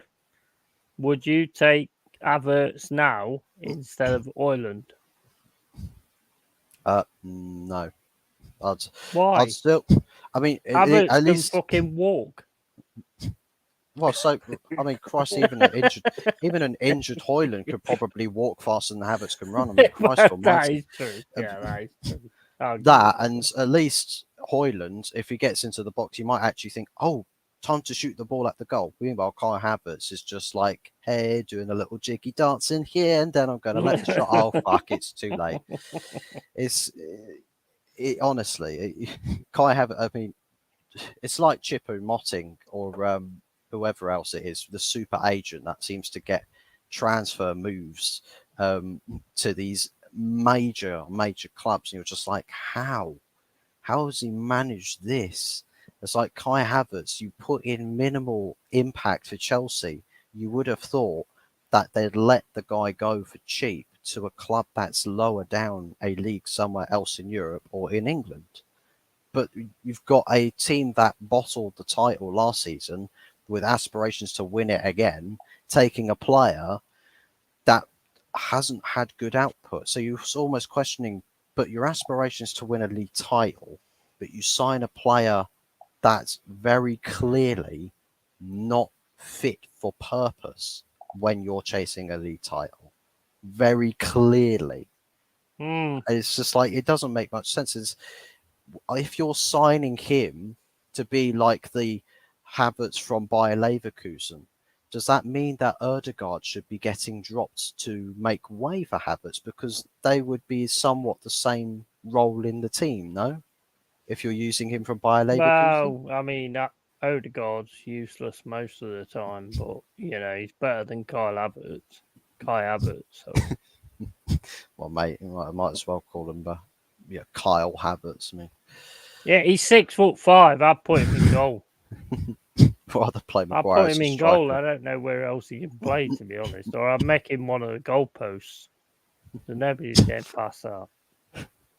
Thing is, though, you said about them Russian dolls, Yeti. By the time you open him up, you say he's 6'4". The real player is only about 5'2", kind of thing. Like, you know, Yeah, you would it? Yeah. You imagine if you keep taking the things out and all of a sudden he's like fucking, he's an hobbit from the Shire. Yeah, that's funny. Do you reckon That's that they've got one of funny. those things That's good. at London Colney? You know, with the sometimes you see the videos of people on these little vibrator boards where it's just like they're shaking and everything. Do you reckon if Kai Mhm. stands on that, you can hear it's just something bouncing around inside? Yeah, I inside think is the enemy. Oh my god! But do you know what? I want to take us away from doom and gloom United for just a little bit here. Let's start with Go on to Nottingham. doom and gloom West Ham instead. Hey, I mean, I'll tell you what, I'd almost want to have West Ham's transfer window compared to ours. I mean, fuck only knows what how season's going to look like. But let's go with Nottingham Forest to start with. So your next game, who are you playing? Sheffield United.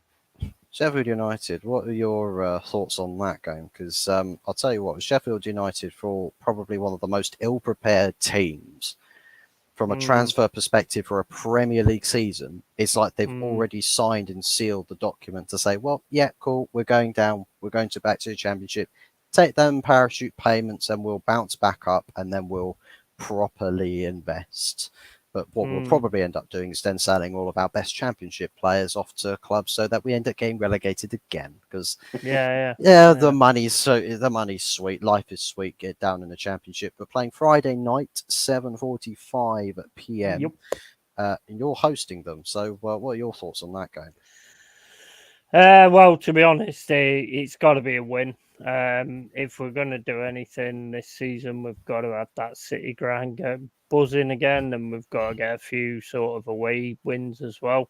Where Sheffield United's concerned, there is a bit of needle between us due to the playoff game where stupid things happened afterwards and people started headbutting everybody and all that kind of stuff. But the fact of the matter is they've signed quite a few players this season. I do expect to win it 100%. I think we've got to win it at the end of the day. We're the Premier League team now, so we've got to win it. If we don't win that, then we're going to find ourselves in a real difficult struggle. But it's kind of the same as last season when we played Bournemouth and everybody was going like, oh, we're going to beat these, going to hammer these, they're nothing, and they beat us.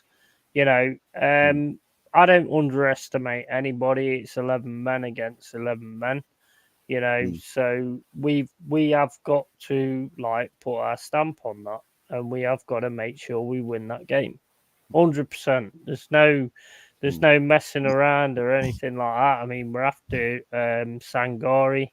Liverpool now are in there, and like I said in the chat, in the Instagram earlier on, they steal everything, them Scousers. So they're obviously going to steal him as well. Not that I have anything against Scousers, burn hell, but and that's just where it goes at the end of the day. We've got to win it, and that's it. And if we don't win it, then I think we're in for a really, really tough season. Tough. Just go quickly answer this comment here. Anyone know about how Sheffield Wednesday are getting on? I've never hear anything about them. Well, they've currently lost 2 games in the Championship, down in 22nd place. So bit of a edgy start. So they'll probably another team that needs to be back up in the big league. We need to get all the teams back in the big league that used to be in it. Yeah, just do a reshuffle. If we get American ownership of the league, they'll just franchise the whole thing and just be like, let's do a history season, guys, and then they'll just get all of the teams from like the 90s or 80s just to be in the Premiership, Division 1, guys, top division. and that's basically going to be it. Everyone else can just get fucked right off down to League Two or something for a season. Not a great, fantastic start for them. But just to add on to your point for your game, it's like your first home game of the season, and the City grounds. It's a fantastic atmosphere and all of that. And I think Oh yeah, 100%.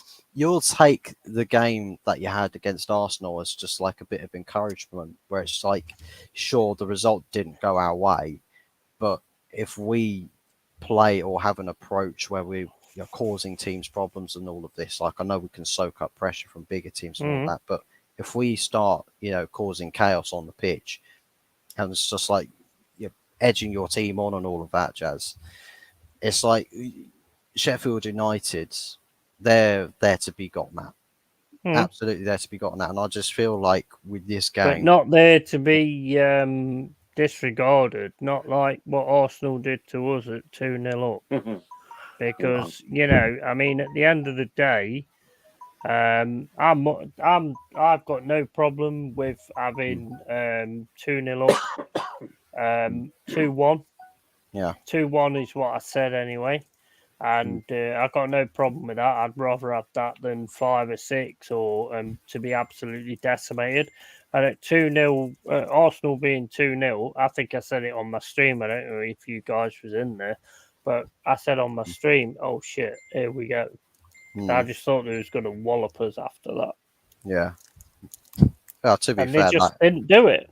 So yeah, to be fair, I think that game probably issued more problems than solutions for Arsenal's case. But I think for Nottingham Forest, it's like perhaps if that game went on for any bit longer, we probably would have found a bit of justice. I think if we could have got an equaliser, I think we would have won it because I think we had the momentum at that point. And I think if we could have got an equaliser, they would have panicked completely, and I think we could have won it. Oh yeah, plus the VAR decision that you didn't get. Yeah, it's all woulda, shoulda, couldas. Yeah, of course, but I mean, at the end of the day, it's like you say about the VAR decision, they didn't even check it. That's my issue. They did not even check that handball. And at the time when I was watching it, I was like, "Oh, lucky Bowley," and all this, that, and the other. Even I didn't notice it. You'll see it on stream. I didn't even notice it. But now I've seen it afterwards.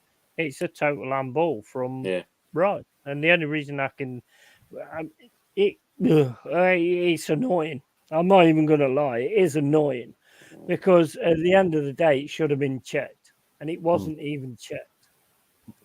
Yeah, I mean, that's officiating is going to prove to be not just controversial but inconsistent. It's the same decisions. Well, the decisions that were happening last weekend, they're going to be different this weekend. Same situation, same scenario, same everything. Just different decision, different outcome. And the classic is the effect of the Rice decision. Obviously, like the referee didn't see it at all. That's understandable. VAR definitely would have seen it. Then you've got the other rule. You should only have one person standing in the technical area at any given time. And on Saturday, you saw Arteta and 2 of his coaches all standing in the box at the same time. Nothing got done there. And then, of course, there's the Man United game where Onana was doing, the old pole driver on the fellow and nothing. When it was clear, blatant, obvious. And then as you said, then they apologise, like you said on the other day, Hot Fuzz. Then you get them apologising, we made a mistake. You don't hear them saying they're going to rescind the yellow card they give to Gary O'Neill for his kind of so-called dissent. But that makes the biggest difference between winning, having 3 points or losing them points, which then cost you your position in the Premier League come the end of the season. Exactly, and top teams get more of those kind of decisions than the other teams, and it's always been the same. Yeah. We should have had a draw. We should have had a penalty, and then maybe a draw. Maybe we could have missed the penalty. I don't know, but we should have had the chance to actually take it. Yeah. Yeah. It is what it is. It is what it is. I'm not bothered about losing 2-1 to Arsenal because at the end of the day, I expected to get battered. So, Big T here says Bolton back would be good, and Miss Prime Bolton. Tell you what, they've got good ground. They've got fairly good grounds, sort of Premier League grade sort of facilities.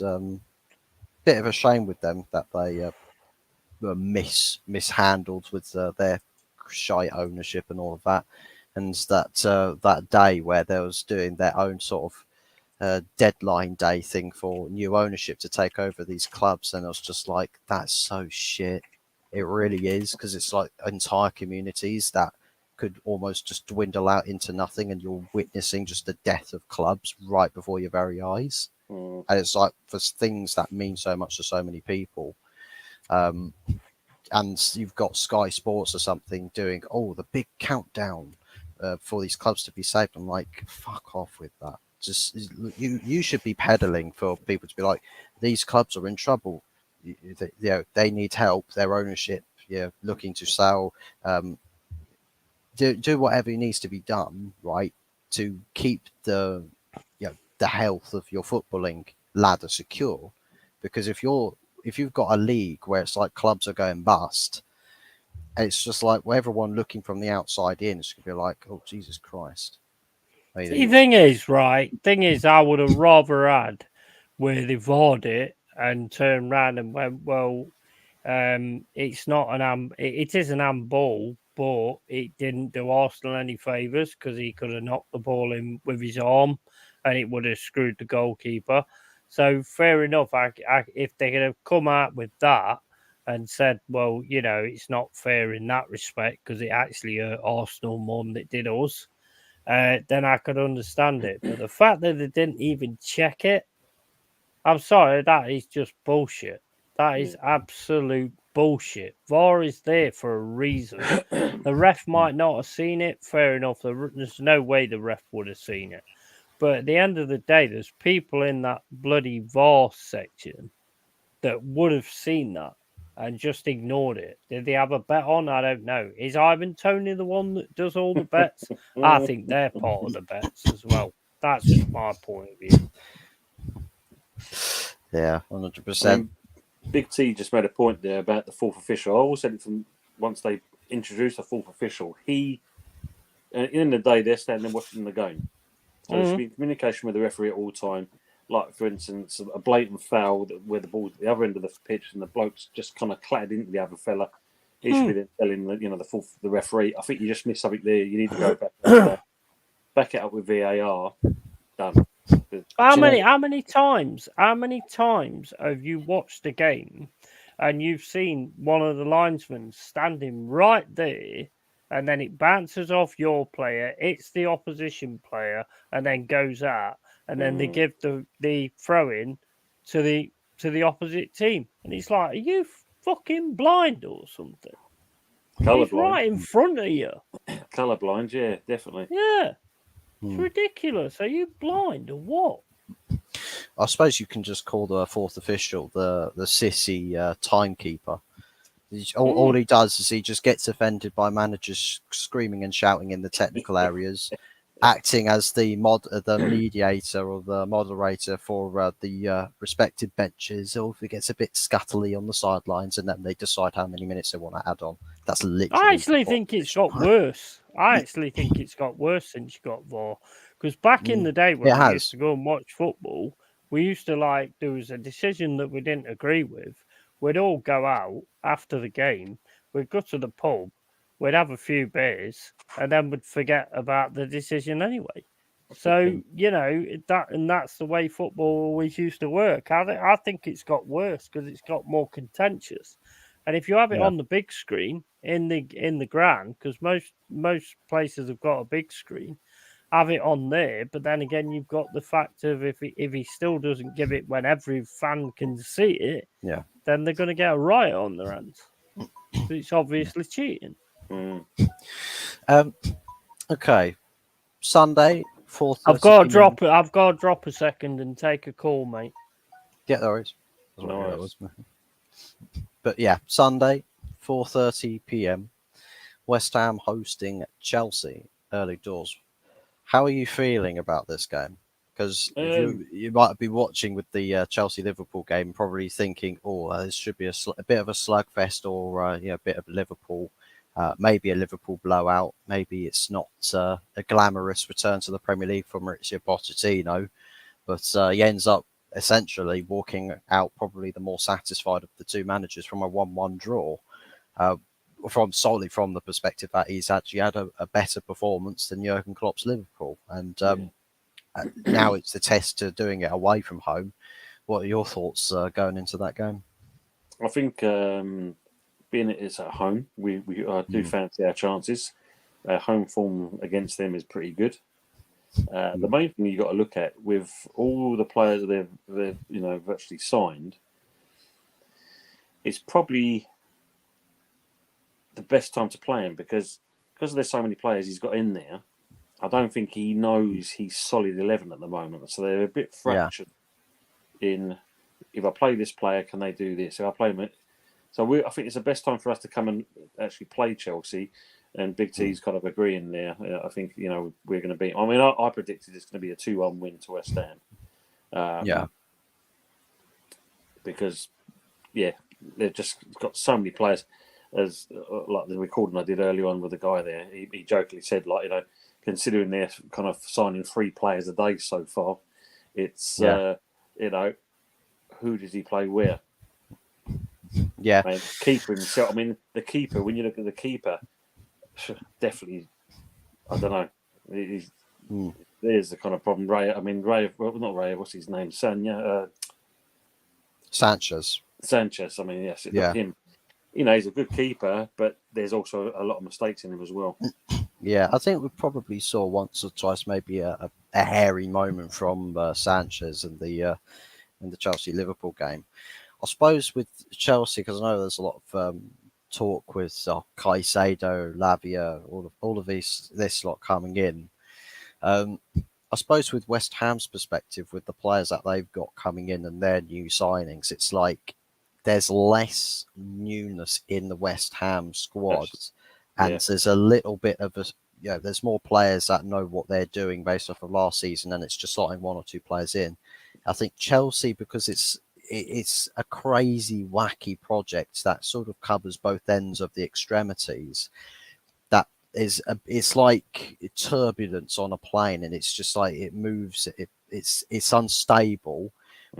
It's probably not enough to completely crash the whole project, but it's enough to make it make certain aspects of it, or watching it, make people feel a bit queasy, because it's so uncertain as to which way it's going to go or how it's going to favour one team or various aspects of the club. And I think what we saw last season with Chelsea, they just mass signed players, and it's just like, one, I think there is a way in which you can sign too many players for a manager when he wants to do something, when there's an idea in mind. And if you just drop an entire bucket load of players on them, it's just like, have fun. All of these players have got expectations and their own demands. Yeah. And Thomas Tuchel, the guy who was in charge at the time where most of those players were signed, was then sacked. Then they bring in the Graham Potter, who works at a smaller club, not a much more sort of together, a club that's in a good position, good place, good unity between all the people at that club, right? There's no massive egos, no big personalities at that club. Everyone's quite humble. Now it's sort of like you get dropped in the deep end with a squad that's not balanced. There's loads of players. You've almost got to do 2 entire separate training sessions just so that everybody can train. Yeah. And a dressing room that's not big enough to basically house everybody. And all the changes that he had to, Todd Bowley or Chelsea had to make to actually compensate for that. Now it's sort of like they've sold a lot of players this summer, but I feel like they've signed a lot of players, so they've still got a lot of players at this, at Chelsea. Yeah. But not not so many with the big personalities. I feel like probably a lot more signings to favour what Pochettino wants to do, what Maurizio's what his plan is going into the season. So maybe you'll see a better response to the managerial instructions. But I don't know if, as far as longevity is concerned, whether the context in this squad, or the unity with the people in this squad, if someone's going to get impatient because, oh, I'm not getting as many minutes as I want to, that there could be an upset, or a turning of the tide where disbalance occurs. I don't know if there's a chance that a little bit of last season can come back to haunt Chelsea going to this season, despite it starting off looking really good. Yeah, I get And what you're saying. I'm just wondering if there's it's not the time of year, but goes to Christmas past or something.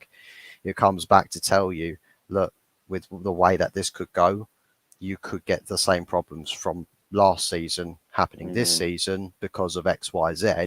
And I think maybe the amount of players that Chelsea have could pose a problem, but I think Yeah, I think not what as you've got to look at that point there is like looking at last season.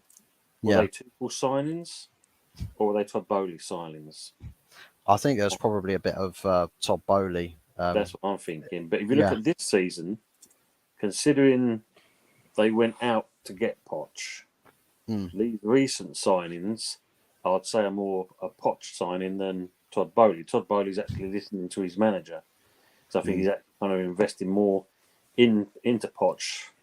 Where with Tuchel and that, he saw him as okay, he's done a job, move on.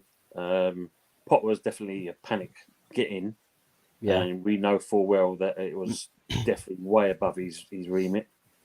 You see Potter age virtually overnight because it was just too much of a step.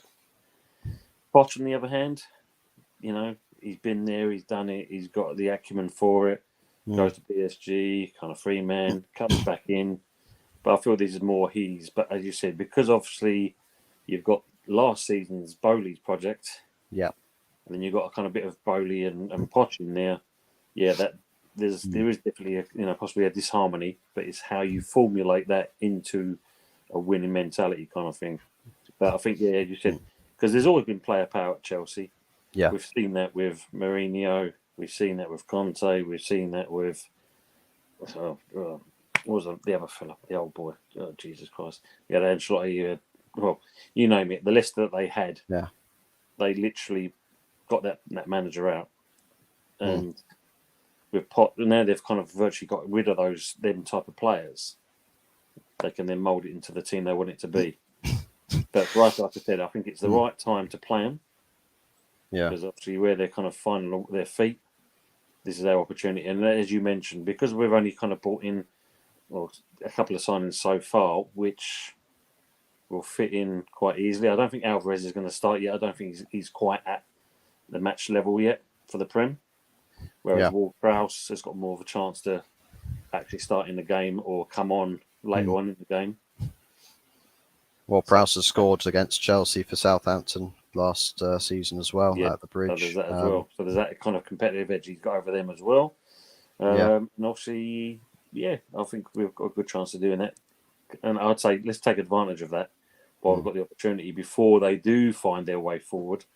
And then obviously they're going to start getting results. There's no two ways about it. Yeah, 100%. I suppose there's one other club that we could talk about. Actually, I was going to talk about Liverpool, but I think pretty much most of what was spoken about with Liverpool was taken care of on Jez's channel. Yeah. Tottenham Hotspur. I don't think there's a huge amount from other fan bases that talk about Tottenham Hotspur and perhaps what we can expect of them going into this season. Obviously, losing Kane is such a big thing, but if you got a manager that's got a system that's very attack centric, that usually, if the chance creation is good, sometimes it doesn't really matter too much as to who it is you've got up top, like a Richarlison. It's like a Richarlison has got enough quality there to actually convert some good chances. But when you look in as to like previous, like last season for Tottenham Hotspur, minutes were few and far between. But I mean, the sort of system he comes into, it's not like a Harry Kane who's a superstar and makes a lot of his own goals and shooting opportunities. Richarlison sort of fits more to a system player. It's not as much work from himself. That I think that potentially in a more attacking system, Richarlison's actually going to come good.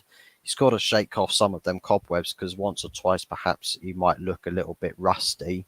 You might get that for a fair few games before you start to see an idea come to light with how Ange Postecoglou wants to use Richarlison. And as well as that, lesser quality players perhaps, but if there's a system that utilises, like Brighton as a perfect example, they've not got world-class players. I mean, there's half of their squad could be relatively average, whereas you've got a couple of good star players here and there dotted around. But because the system is in play is very specific and is so well drilled to the individuals, that it turns an average team into a really good team, and people put respect on their club's name very, very quickly. It's whether Ange Postecoglou has the tools or the know-how to implement something similar, a similar factor at Tottenham Hotspur, because obviously we know with Daniel Levy sitting above him, obviously the influx of players perhaps won't be the most ideal profiles and whatnot. You probably will get a bit frustrated with the amount of, say, third choice, fourth choice, or fifth choice targets and all of that. But I think sometimes, even with that, you can see that they can still get a tune out of certain players. And it's like, even if the player's not fantastically perfect for Tottenham, they will still turn them into a more respectable signing when you look at them in hindsight. It's like Yves Bissouma completely mishandled last season, or since he came in from Brighton. Welcome back, Yeti. Hello, I bought a friend. Oh, He'll be in your StreamYard thing in a minute. Okay. Well, we'll look forward to seeing who that is. But we're currently talking about Tottenham Hotspur, and he might be naked. He might be naked.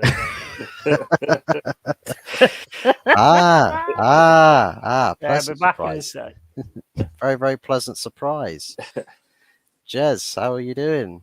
Good to see you. Welcome on to the, shall we call it, the Fuzz Hub? I mean, there's probably that. I mean, calling it a Fuzz Hub could be taken multiple ways.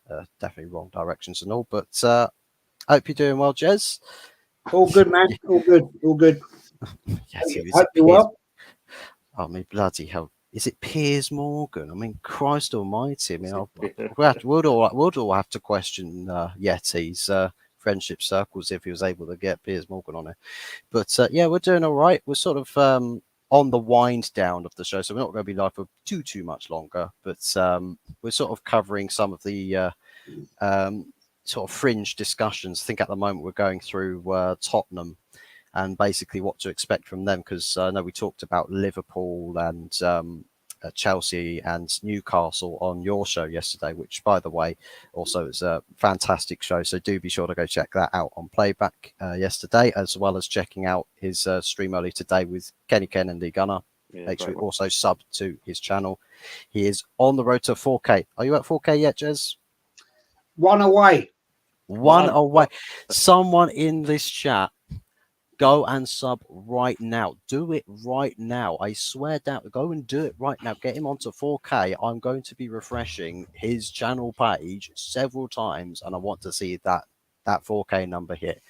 Yes, it's it, man. Big achievement there for Jez. And once that happens, big congratulations to you. But the conversation we've got going on at the moment with Tottenham Hotspur is with Ange Postecoglou.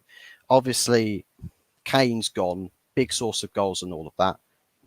Is it as much doom and gloom with Tottenham Hotspur without Harry Kane as as some people perhaps are making it out to be, or do you see that Kane leaving the squad might actually bring a lot more light and a lot more attention to a lot of the other elements of Tottenham Hotspur squad?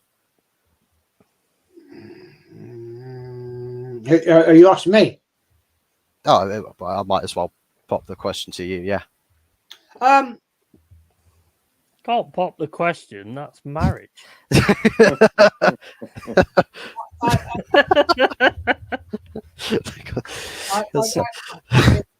think Harry Kane personally has made a good move. Yeah. Right. Okay. Let's put this nicely. Spurs are Spurs, and they are the most club to me, being politely. Yeah. The fact remains, my biggest enemy club is Man United because they've always been the biggest challenge. And it goes back in time, in history, and it goes back years and decades. Let's get it right. Spurs are Spurs. Yeah. I think I respect Harry Kane for what he's done, and Yeah. I wish him all the best because he wants to go on a win.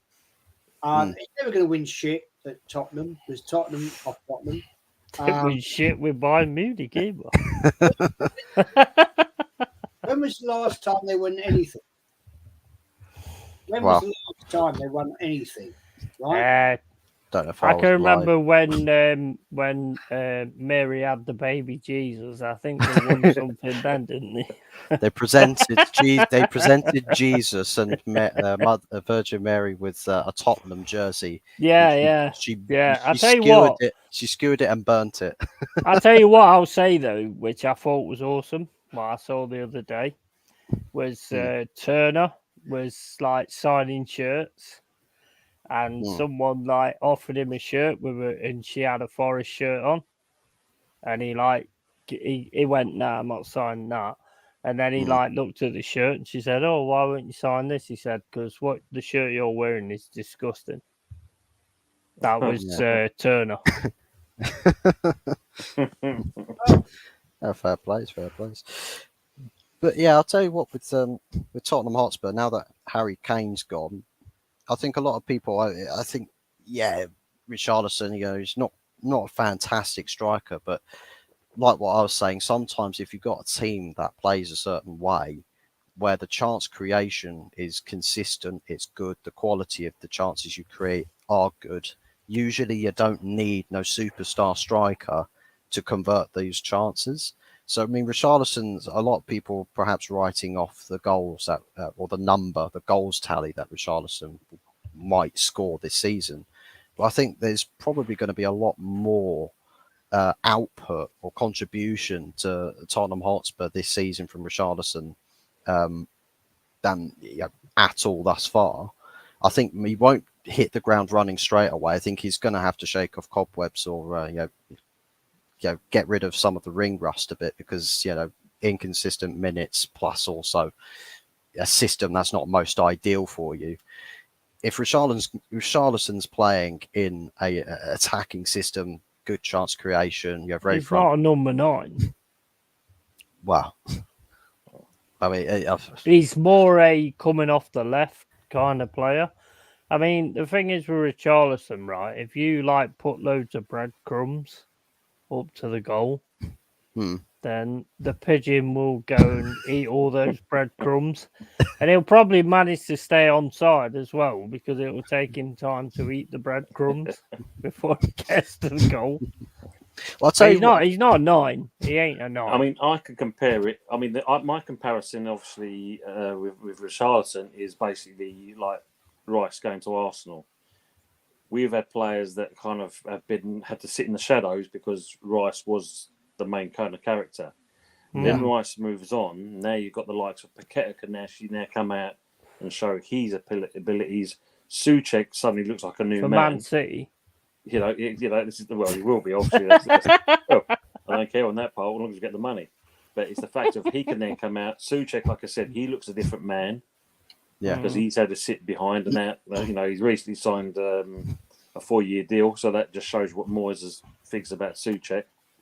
But they can now come out, and I think Richarlison, with Kane moving on, which, like I agree with Jez, is a great move for Kane. He can now come out. I mean, Kulievski, he's always been there, isn't he? But as to mention the other Spurs names, I don't know who they are because there's no one else that really stands out. The Kane thing for me is perfect. He had to go because I mean we've had players back in the past that have been like the mainstays, and the problem I have with Kane, yes, he scores a load of goals and all this, that, and the other, but the problem I have with Kane is he ain't just sat in the position where he always scores goals. He's all over the place. He's like a master of all trades, which is great. Like, say for instance, Arsenal, yeah. If Arsenal signed Kane, he could play that Havertz role in the midfield and still provide the goals. Do you know what I mean? But with Kane, if I was a manager and I had Harry Kane, I would say you stand on the edge of that box, you stay onside, and you fucking score goals, man. You don't go into the midfield. You don't go deep or anything like that. And that is, to me, I think it's a good thing for Tottenham to lose Kane, to be honest. Do you reckon with Harry Kane, it sort of perhaps soured a little bit towards the end with the idea that perhaps it was Tottenham was playing for Harry Kane rather than it being Harry Kane is a superstar striker in a well-oiled, well-functioning team? Because it's like under Pochettino, Harry Kane was scoring goals, Son was scoring goals and all of that. Then it just felt like as of he was late, also in the middle under Pochettino as well. Yeah, Harry Kane essentially has become this person that everyone's now, just give the ball to Kane and let him score the goals and everything. It's like he became the carry of the team. I know sometimes teams can have the carries there, and it's all good. He's a brilliant player. He's an absolutely brilliant player. He can play in any part on that pitch. I've seen him defending. I've seen him doing all. But the problem with Kane is a master of all trades. And to me, he needs to stick to the one. But he still keeps getting all those goals. But he can pick a pass like nobody else. He's absolutely amazing. Probably the most world-class player that England have had, to be fair. In recent times, yeah, definitely. Got a bit of a question here for a bit of a trivial question from Big T here. Jez, did we have a rivalry before Fergie and Wenger? Oh God, yeah. Oh God, yeah. This goes back to. I'll tell you what it goes back to. I remember it, 1973, when Arsenal were on the decline, Man United were on the decline. 74, Man United got relegated, and bottom, totally bottom of the league, and it was the year that Arsenal just missed relegation as well, and it goes back to then. And then Man United got re-elected or promoted in 75, 76. I can't remember. And then, of course, we went on to the 78, 79 cup final. Arsenal win 3-2, blah, blah. And it went on, and it went on, and it went on. And then, of course, various managers came and gone. And, of course, the iconic Sir Alex Ferguson joined Man United. and they were doing everything, winning here, there, and everywhere. And then, of course, when Wenger joined, oh dear God, when he joined, it went all over the park, didn't it? Great Yeah. games. Great games. It was two iconic managers Yeah. that And went it was head to head, and yeah, it started in my view because my first time of that was back in 70s, and it started way back, way back, and it obviously got highlighted because of Sky Sports and all that. That Wenger and Ferguson went head to head, and it was a great time. Let's get it right. Oh, brilliant. Absolutely brilliant. It became a game like Celtic against Rangers, where nobody cares about the Scottish division, but when Celtic play Rangers, you always watch. And the Man United Arsenal game was exactly the same because you wanted to see Keane beat the shit out of Vieira, and you want to see Vieira beat the shit out of Kane. And I mean, there was arguing in the tunnel. They was giving it big in the tunnel, about ready to fight each other. I'll see you out there. I'll see you out there. Absolutely amazing games. Absolutely amazing. I would just love it if someone like Bruno Fernandes, like it's Old Trafford or the Emirates, and it's Arsenal versus United again, and Bruno Fernandes is in the tunnel. He's pointing at Arsenal players, just like, I'm fucking gonna kick you out there. I'm gonna kick the shit out he's of a you. pussy, It's mate. just He's like a proper pussy. raring He's to gonna do go. that. And it's just like I'd just love to see somebody like proper make it look Yeah, like it'd be not going nice, to wouldn't it? witness. We're not going to Be witness nice. a football match just on face value. We're going to watch an absolute all-out war on a pitch for 90 minutes, and it's just going to be literally even the people that are quite sort of laid back armchair fan sort of supporter. They're going to be out of their seats. They could be screaming, shouting at the TV from minute 1 to 90 for all the smallest of things. Whereas usually nowadays with big games that have, long winded histories, you sit back there and you're just like, oh, okay. It doesn't feel like it's as big of a deal as you're watching that game as it used to be. Like there used to be so much more passion from fans as well, because I think it's just so watered down nowadays by the Premier League, and it's same as Arsenal and Forest. We've got needle as well because there's from back in the day, Clough actually gave Arsenal our kits to play one of the games back when they first started. So there's obviously needle there because I've seen it from a lot of like older Arsenal fans that they have an issue with that and all that kind of stuff. I don't know why they have an issue with that. I mean, we gave them a kit, but do you know about that, Jez? Yes, it's yeah. I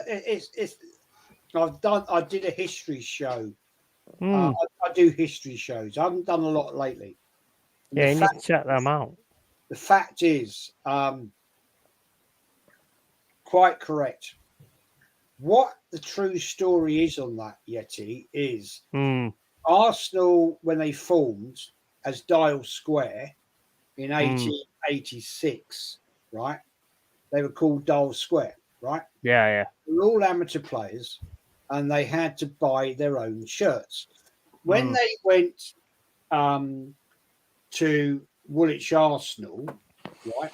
Let me go back. When Arsenal started as Dial Square in 1886, they had an all white shirt, right? When they went semi-professional as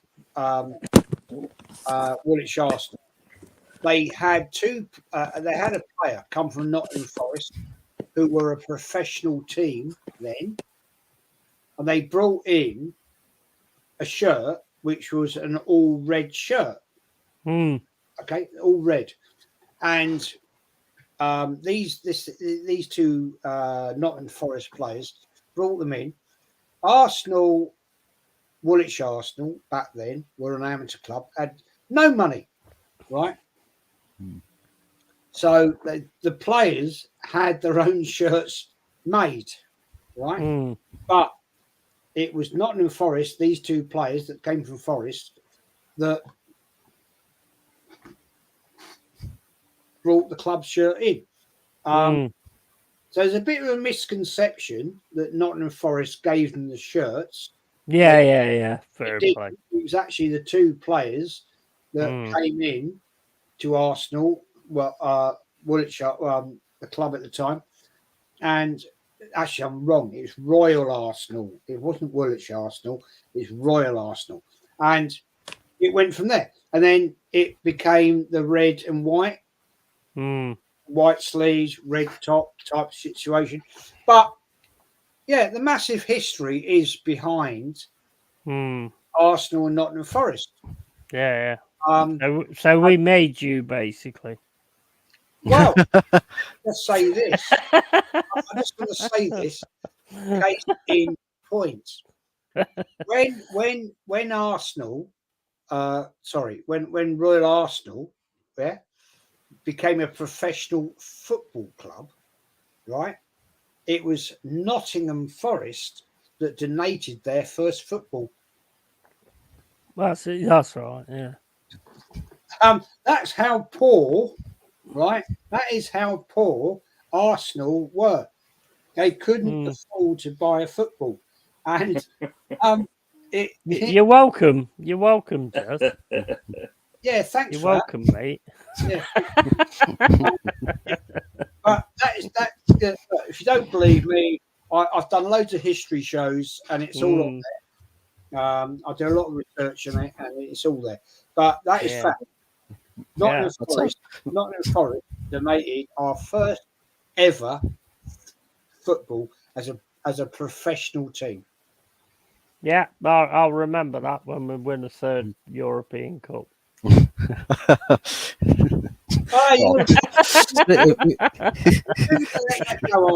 never know. It's got to watch that. Get the moderators, right? Get the moderators in your chat just to ban the phrase European Cups, just so that every time Yeti types it in, he just gets auto muted. Hey, I'll tell you what. I'll unsub. If it was not for the fact I actually like the Yeti, he'd be out. Seriously. I'll tell you what, though. I'll tell you what. The only thing the Forest fans can ever sing about, right, is we've won 2 European Cups. But we ain't got nothing else. Fair play. Good luck to them. They have. But we ain't got, the thing is, Jez, we ain't got nothing else, and we can't sing that we gave you a football at some point. Well, we can't make a song up about that. What have Arsenal got to sing about? Oh, we won a cup. I'm saying. Well, I can spend this season chanting about the dinner plate they won at the start of the season. Mm-hmm.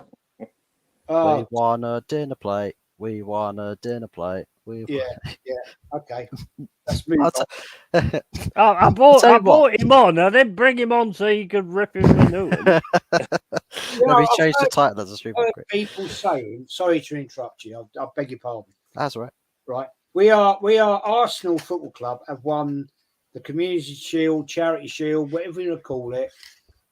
We are the second highest winners behind Man United. Right. And okay, respect, fair play to Man United, but he's saying that. It's Community Shield. It means absolutely f all. Yeah, it does. Yeah. Sorry, but everybody's gassing it up. Oh, it's silverware. Oh, blah blah. It's a trophy. It's not a fucking trophy. Sorry, I didn't swear. It's not. That's fine. I'm not monetized. It doesn't matter. Yeah, I'm sorry, mate. I didn't swear. It's not a trophy. It's a silver dinner plate that you carve your roast beef up on. And, okay. Yeah. We won. We won, but we beat Man City. Really? Okay. Wow. Big up. Means shit at the end of the day. I have great fears. I have Mm. great fears for Arsenal this season. I'll put it out there. If Arteta keeps tinkering, he's had his pre-season to ponce about with the team. Mm. I'm sorry. Last weekend starting lineup against Nottingham Forest, showed absolute disrespect to Nottingham Forest. Yeah, I'm sorry. This guy Arteta is an absolute prick. I've said it for 4 years now. He's messing about, and the fact, and I'm not going to go into a rant here, but what he disrespected that player, Jurien Timber, right? He was clearly in a problem, right? Now, I think we have an absolute problem with our backroom staff, or is it Arteta being arrogant again, as he did at Brighton? I was there. I was right behind the dugouts. I was 3 rows behind the dugouts at Brighton away 2 years ago. Yeah, Partey was clearly saying, "Boss, I've got a problem. I remember that. My hamstring. I've got a problem." And he came off and he pushed him back on. Right? He actually physically pushed him back on. Was it Brighton or was it Tottenham away? Because I know that was on a counter attack. He was over at the touchline, and Arteta said, "No, go back on and chase the play." But they went on to score another goal from it. He did it at Brighton. I was there. I was right behind twice. the dugout. I was right there. Right, and this is where the first time, I called out his micromanagement airplane landing things, and many people have called me and copied me about planes landing at Gatwick, because I live near Gatwick Airport, and I was like, "Fuck me, he's doing like he's landing at Gatwick Airport, right?" And he did it, and you're quite correct in what you're saying. He did it at Tottenham, but when we were there, he was like, he could feel something. You know, he was something's not quite right here, boss. And he went and he pushed him back on. So it's got to be Arteta again, then. He's arrogant, man. Yeah, I agree. That's the thing.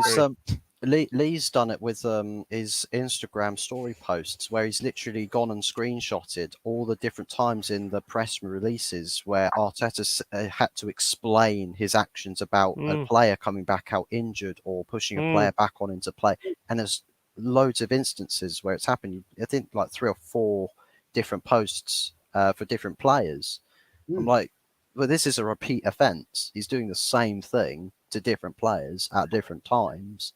I mean, it's just like, people say, "Oh, well, that's not the manager's thing." It's if the player says, certain, prat in the hat, if you want to call him that.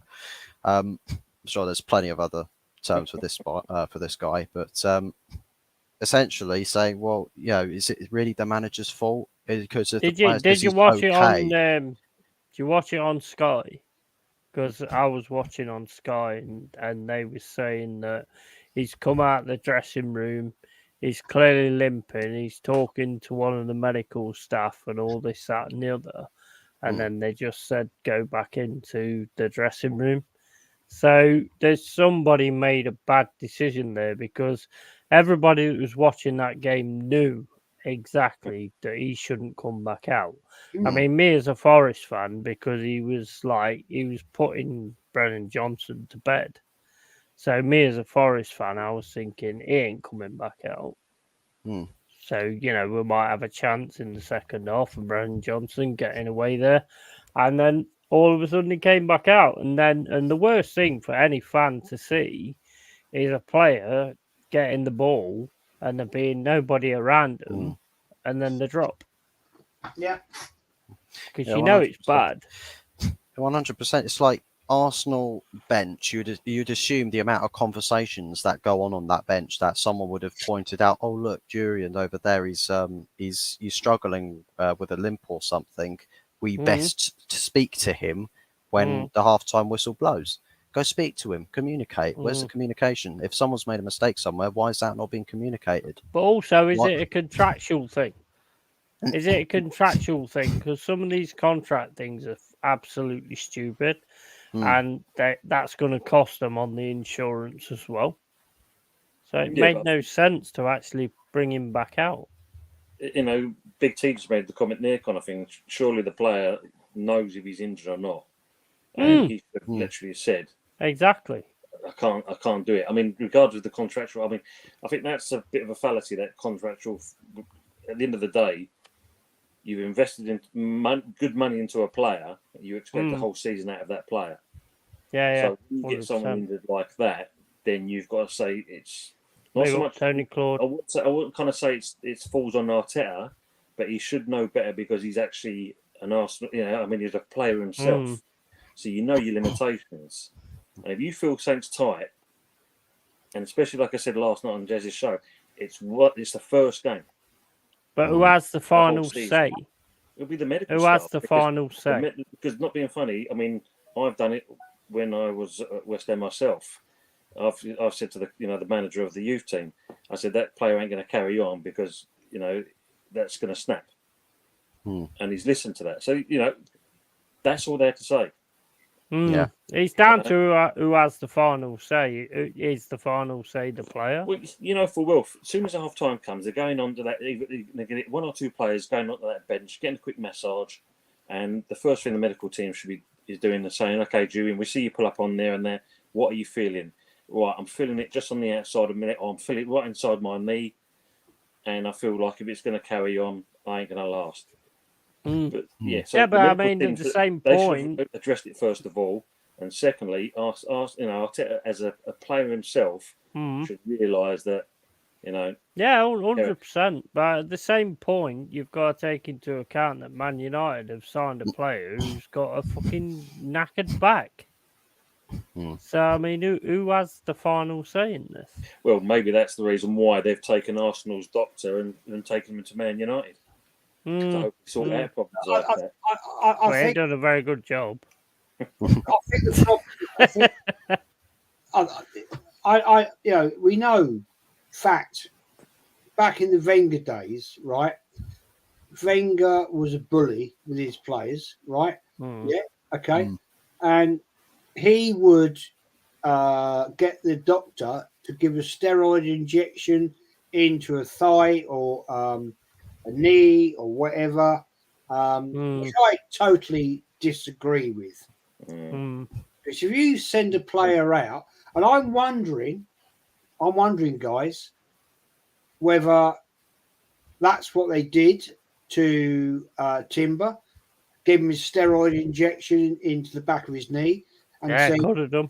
Yeah. Send him out there. They didn't I'm sorry.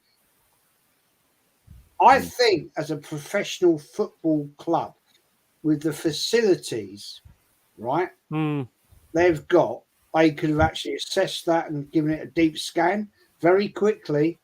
Yeah, exactly. Yeah. I've done the Arsenal tour at Highbury in the old days. I've done it at the Emirates.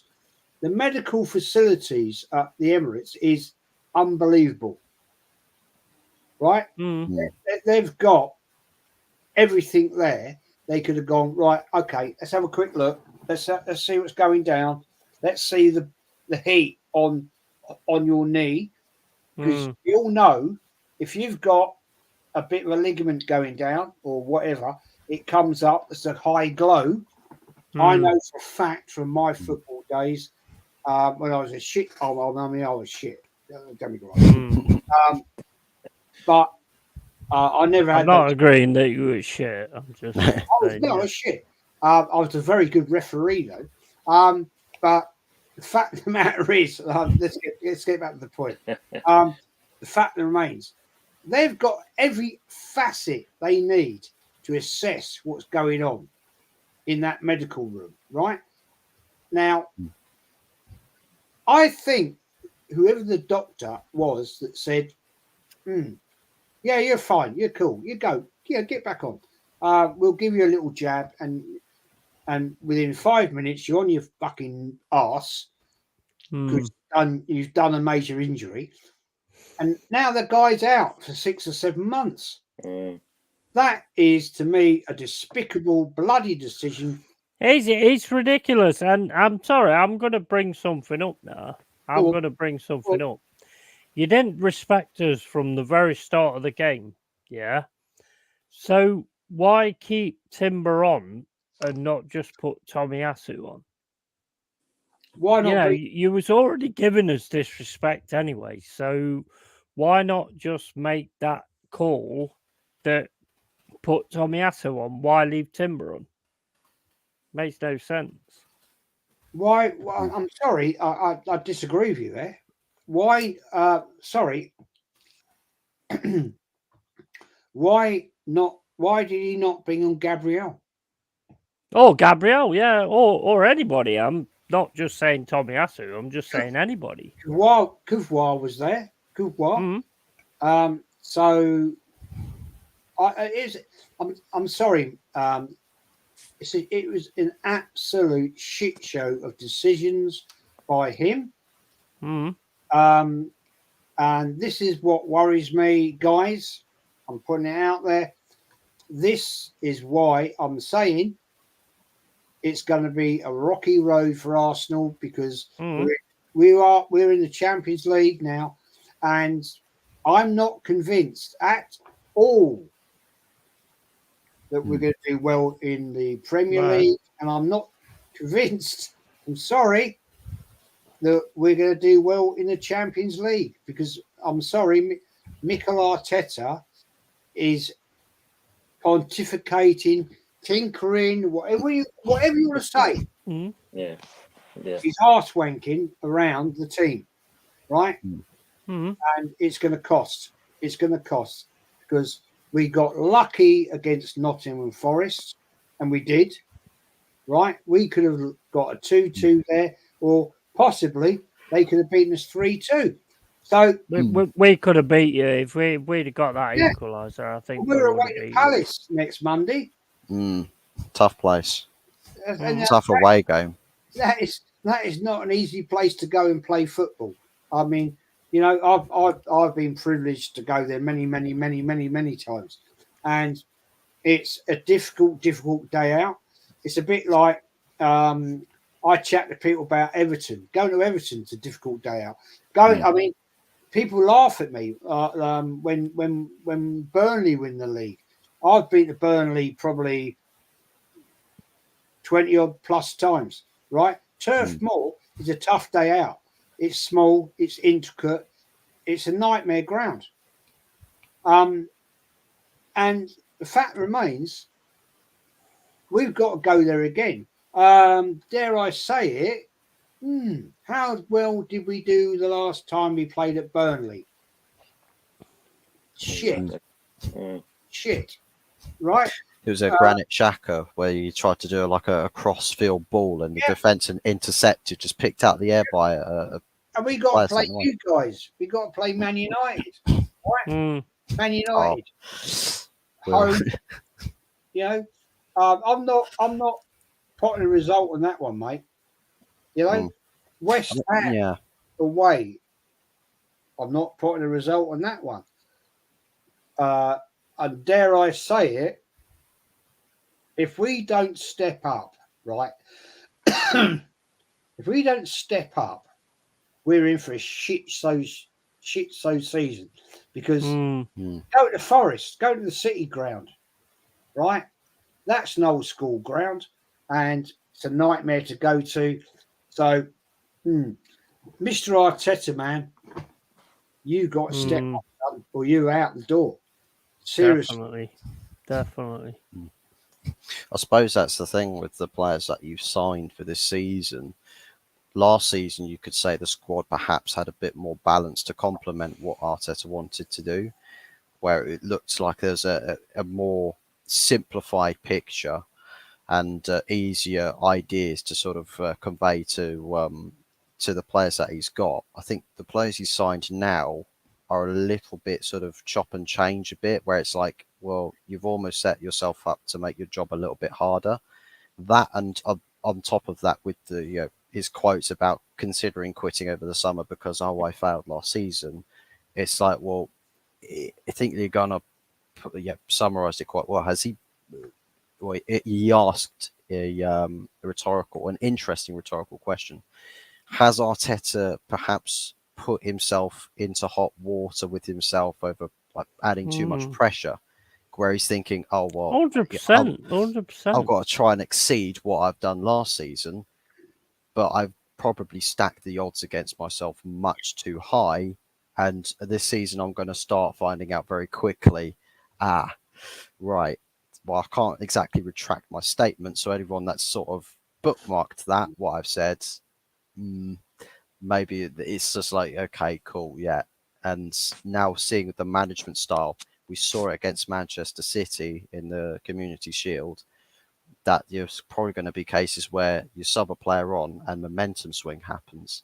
The other team get right back into the game. And I don't know if that's going to happen all season long, but if you'll see, it's like with United last season where we made a substitution. Sometimes you'd almost put the stopper on the match time and say, okay, the game's ended there, because the subs that come on, we don't play the same way. We lose control, we lose momentum. The other team gets back in. If the same thing happens for Arsenal this season, there's going to be some mad problems, especially going like 100%. later in games. Players that come on, obviously you got injuries being one problem, but I just think later stages of games when you need to make substitutions and the squad depth that you have, it's not really much improved squad depth from last season. It's nowhere near. It's nowhere near. I No. mean, at the end of the day, right, I'm going to give my opinion from the start of that Arsenal Forest game.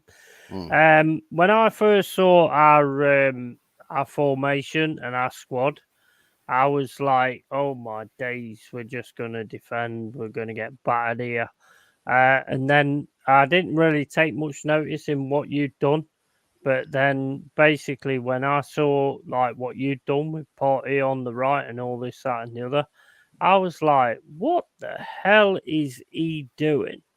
Because if you'd have actually, I'm a Forest fan.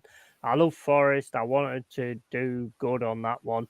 But at the end of the day, right, if you'd have gone with the right formation, Ben White, right back, Saliba, Gabriel, Tierney or whatever, or Timber, and then add Partey in the middle and Rice, and then Odegaard, and then and Saka, Martinelli, Nketiah, you would have absolutely hammered the shit out of us, because we was just defending. We wasn't pressing anything until we actually kind of got something out of the game, and we got that lucky run down the wing, which was absolutely amazing. I'm not going to lie.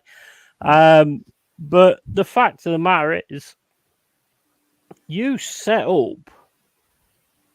I can't even make any sense of it. You set up in a way that just does not make any sense whatsoever. No sense at all. I'll tell you what might be a bit of a thought that probably went into Arteta's mind is he probably clocked back at the time when Pep Guardiola was in a bit of struggles last season with Man City with their formation with the he's not Pep Guardiola, and he's not ever going to be either. He's not. No, he's not. But he probably looked at where Pep switched the formation and the way that it works and thought, maybe I could do something a little bit similar. He wanted to fit Havertz in, basically. I think not so much. Havertz did absolutely nothing. And yes, I know, Jez, you say there's a player in there. Maybe, like I said earlier, maybe he needs Sigourney Weaver for an alien to jump out his chest, because, I mean, I don't know where the player is. But, at the end of the day, he wants to keep playing him because it's his choice. He's chosen Havertz. And at 65 million, That is an absolute joke. Mm. Absolute joke. I just want to put this in there. I said earlier when I was on with Lee and Kenny, when we signed David Luiz, 2 years ago, and this is fact. I've got this as an absolute fact. In his contract clause was he had to play a certain amount of games, right? Mm. When David Luiz first game for Arsenal against Fulham, he scored. He's great. He's brilliant. And I thought, wow, fuck me, this is a player, right? And then he just went. I would not be. I mean, this is another Chelsea signing. Yeah, okay. I would not be at all surprised if in his contract, his agent, by the way, is the same agent for David Luiz. Interesting. Has actually put in his contract that you've got to play him for a certain amount of games. Now, I'm sorry, Arsenal Football Club are a big club. Just gonna stop you right there. 4K subs, Jez. It has happened. You have hit 4K. Awesome, man. Absolutely fucking awesome. Round of applause, everyone in chat. I didn't know that. I Big didn't up to everybody who's Yeah. sub to Jez. Is absolutely fucking amazing. We did it, Absolutely amazing. Thank you. We need a strip dance on a pole. I've lost my point. You're talking about David Luiz and the contracts thing. Oh, back in his day. You've now got 4 points, Jez, so you're okay on that one. Yeah. Fuck me. The fact of the matter is, right? Okay, that was a fact that David Luiz had that in his contract. Okay, I am convinced that David. Oh fuck me, it was Havertz. What that it is that he's going to have to play a certain amount of games. Right now, my point is this. Okay, Arsenal as a big negotiating club, supposedly, right? If that is the case, then we have bloody awful negotiators. Because I totally agree with what Yeti was saying. We have to play the best over the best. And Trossard is a starter. Yeah. I'm sorry, I have to say it. No, he is. I do honestly believe, and I'll put this out there for the chat, right? My starting lineup would be 2-1-3-4, and I would put Martinelli, Saka, Havertz, or Trossard, right? And I'd have Rice, Partey, yeah. Odegaard, yeah, and I'd have, dare we say it, he's gone. I'd have Tierney, because Timber's gone, right? Gabriel, Saliba, White. I think that is the greatest lineup for Arsenal Football Club. 100%. Going back on to what you said, when you look at the likes of Arteta trying to better himself, because that's what you try and do as a player, as a manager, you try and install that into your players. When it comes to making changes, the difference that City's got over Arsenal, and you mentioned it, Jez, is the depth. City can turn and say that I can bring on a like-for-like player, and they'll slot right in.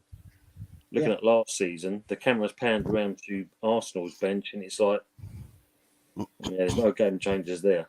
No game changes whatsoever. And considering what you've done in the business, in this transfer market and the money you've spent, as Lee mentioned earlier, it's not exactly added anything different at all.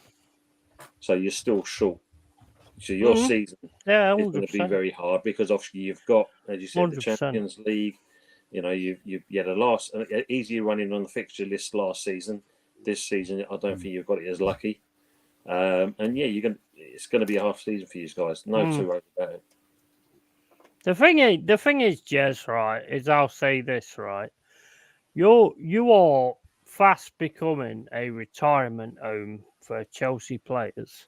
Yeah, And you are going to get a 45-year-old Thiago Silva at some point.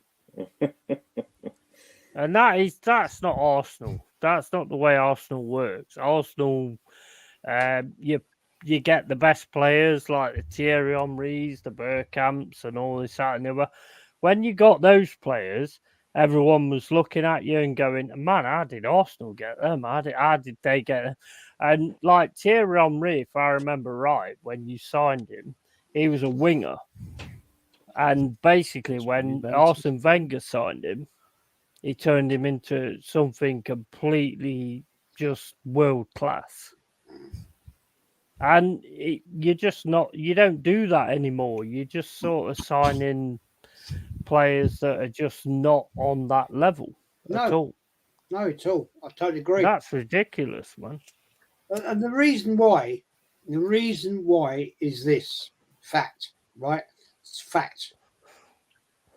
Back in the day when we signed the likes of Bergkamp, Henry, Pires, Lundberg, all those iconic players, right? We had a management, right? We had certain two people, so Peter Hillwood, David Dean, right? Yeah, they had the knocking. You know, it's a fact. When you went and knocking on a door, right, to sign a player, right, they would like, it's Arsenal here. And the player was signed because it was a different era. And the fact that when we had Wenger, players wanted to play for Wenger because he had been proven, right? Yeah. He had inroads the French players, right? Arteta's got the inroads to fucking nothing. Yeah, right. And that's fact. No disrespect to West Ham. No disrespect to Man United now. No disrespect to Nottingham Forest. Those times have gone, right? Yeah. Right. When Man United had on the board Sir Alex Ferguson, Bobby Charlton, who was there, right? Yeah, all those they're iconic people. Bobby Charlton, who wouldn't want to come and join a club who Bobby Charlton had played for, right?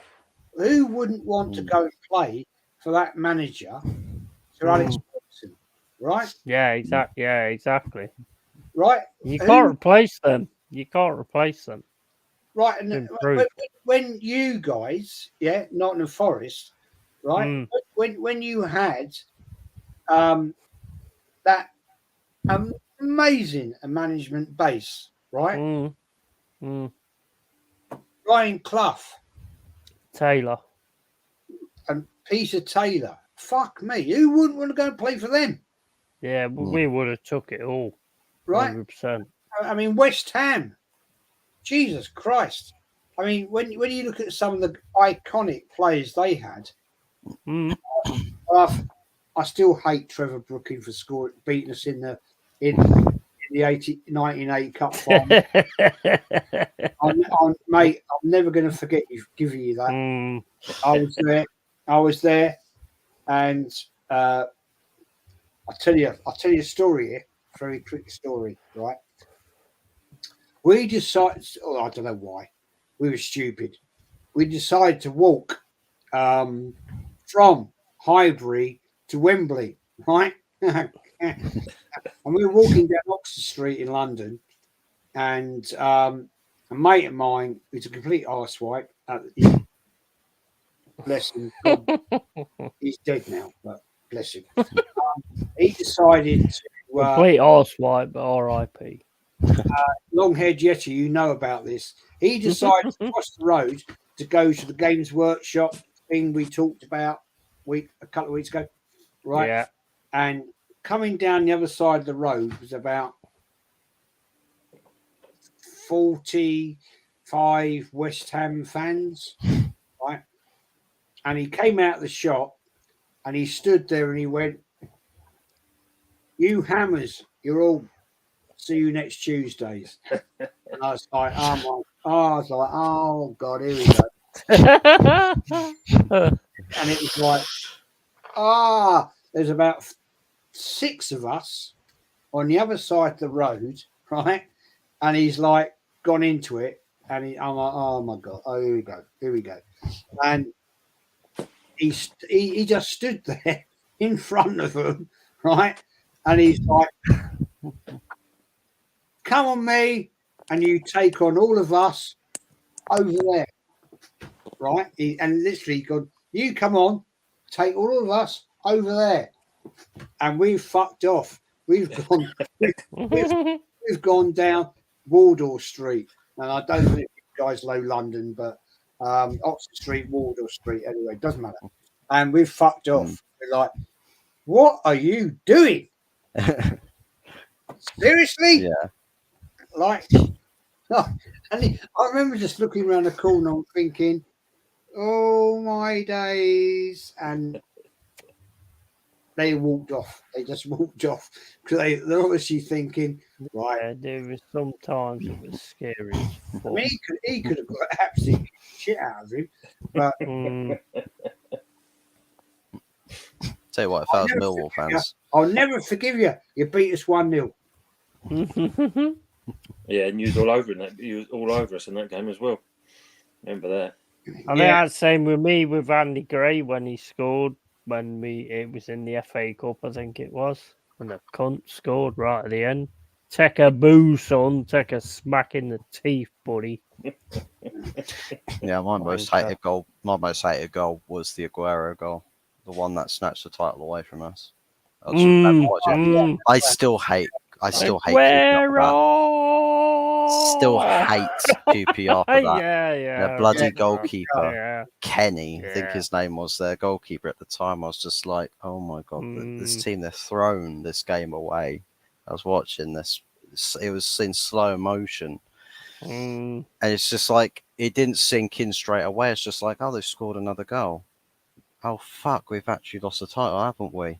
And then they panned back to the screens of all of us back in Sunderland, and everyone's just sat there just like, and then Phil Jones has looked like just how he looks like every day. I mean, can I ask you a question? Yeah. In your honest opinion, between Man United and Liverpool, right? Mm-hmm.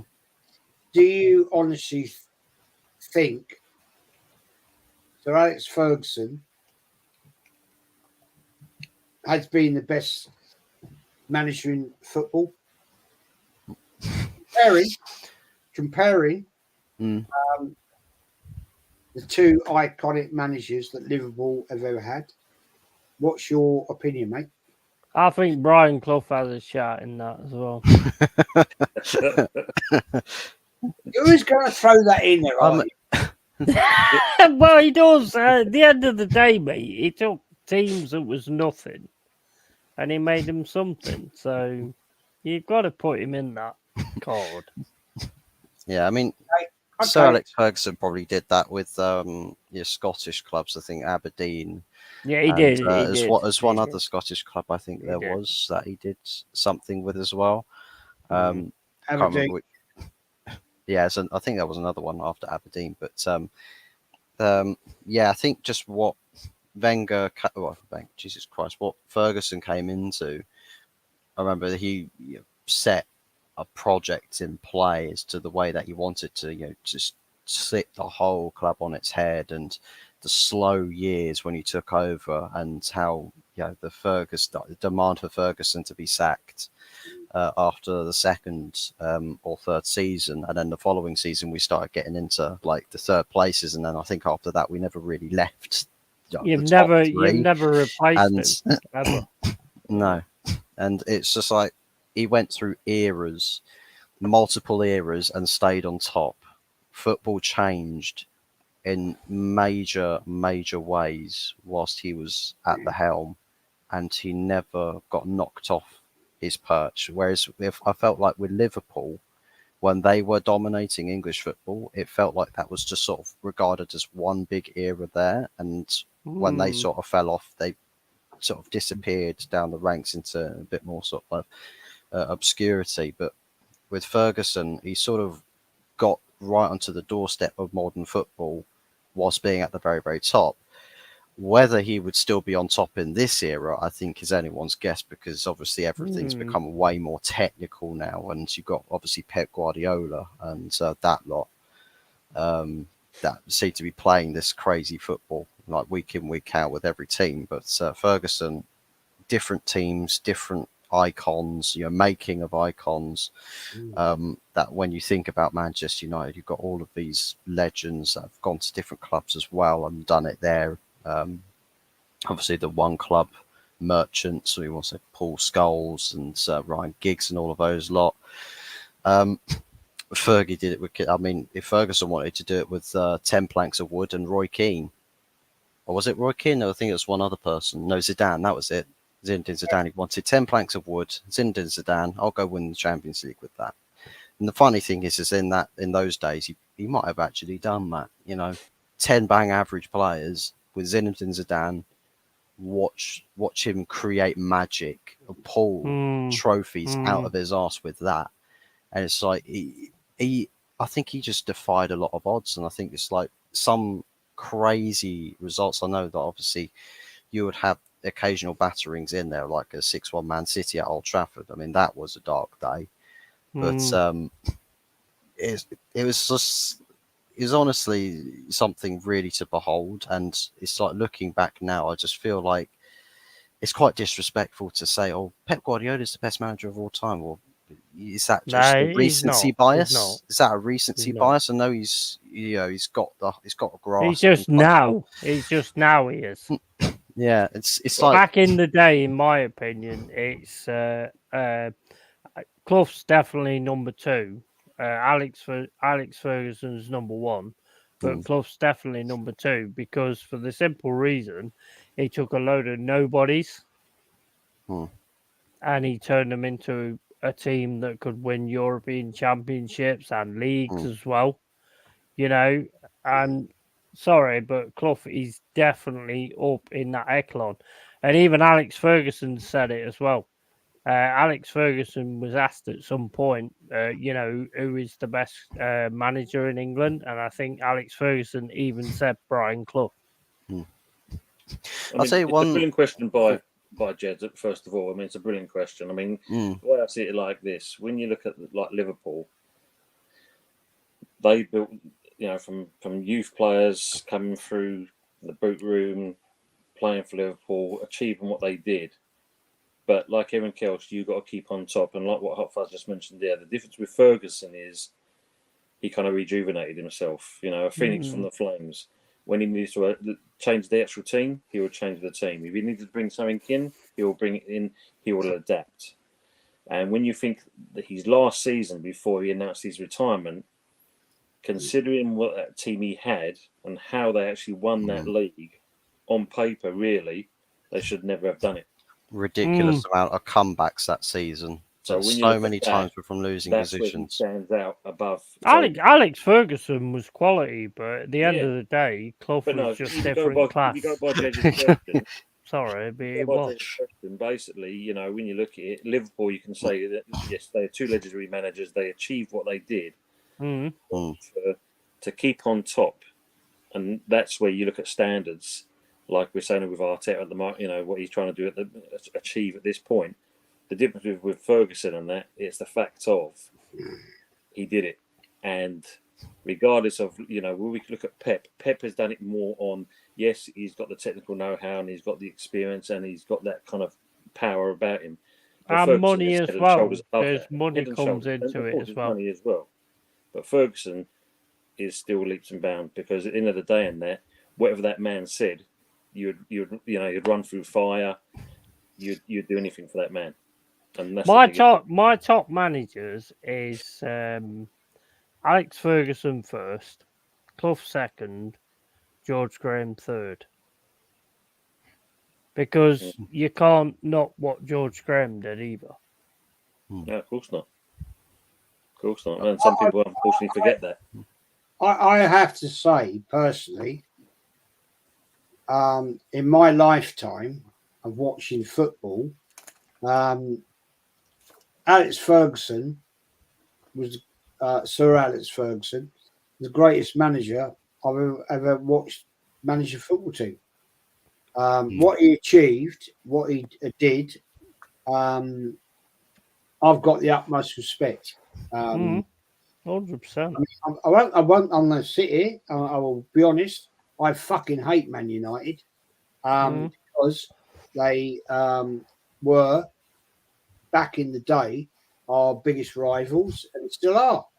And people like we have a chat about it and say, well, you're an Arsenal fan. What Spurs? Yeah, Spurs are a noisy neighbour. Right? They live down the road, but they're not a challenge anymore. Never have been. Yeah, the different. There's two things here, people. There's a rivalry between Arsenal and Spurs because we're very close clubs, right? Geographical rivalry, and it goes back in history. It's a historical thing. Yeah, it goes back to 1913. And if people don't know what I mean, go and research it. I've done it on my channel, and I've done all the history on it. But the biggest challenges to Arsenal for years and bloody years and years in football, competitive wise, Man United. It's Man United because they won the European Cup, first English club, not Scottish club, to win the European Cup. And then Liverpool, Nottingham Forest, and it goes on. And Arsenal have never done it, right?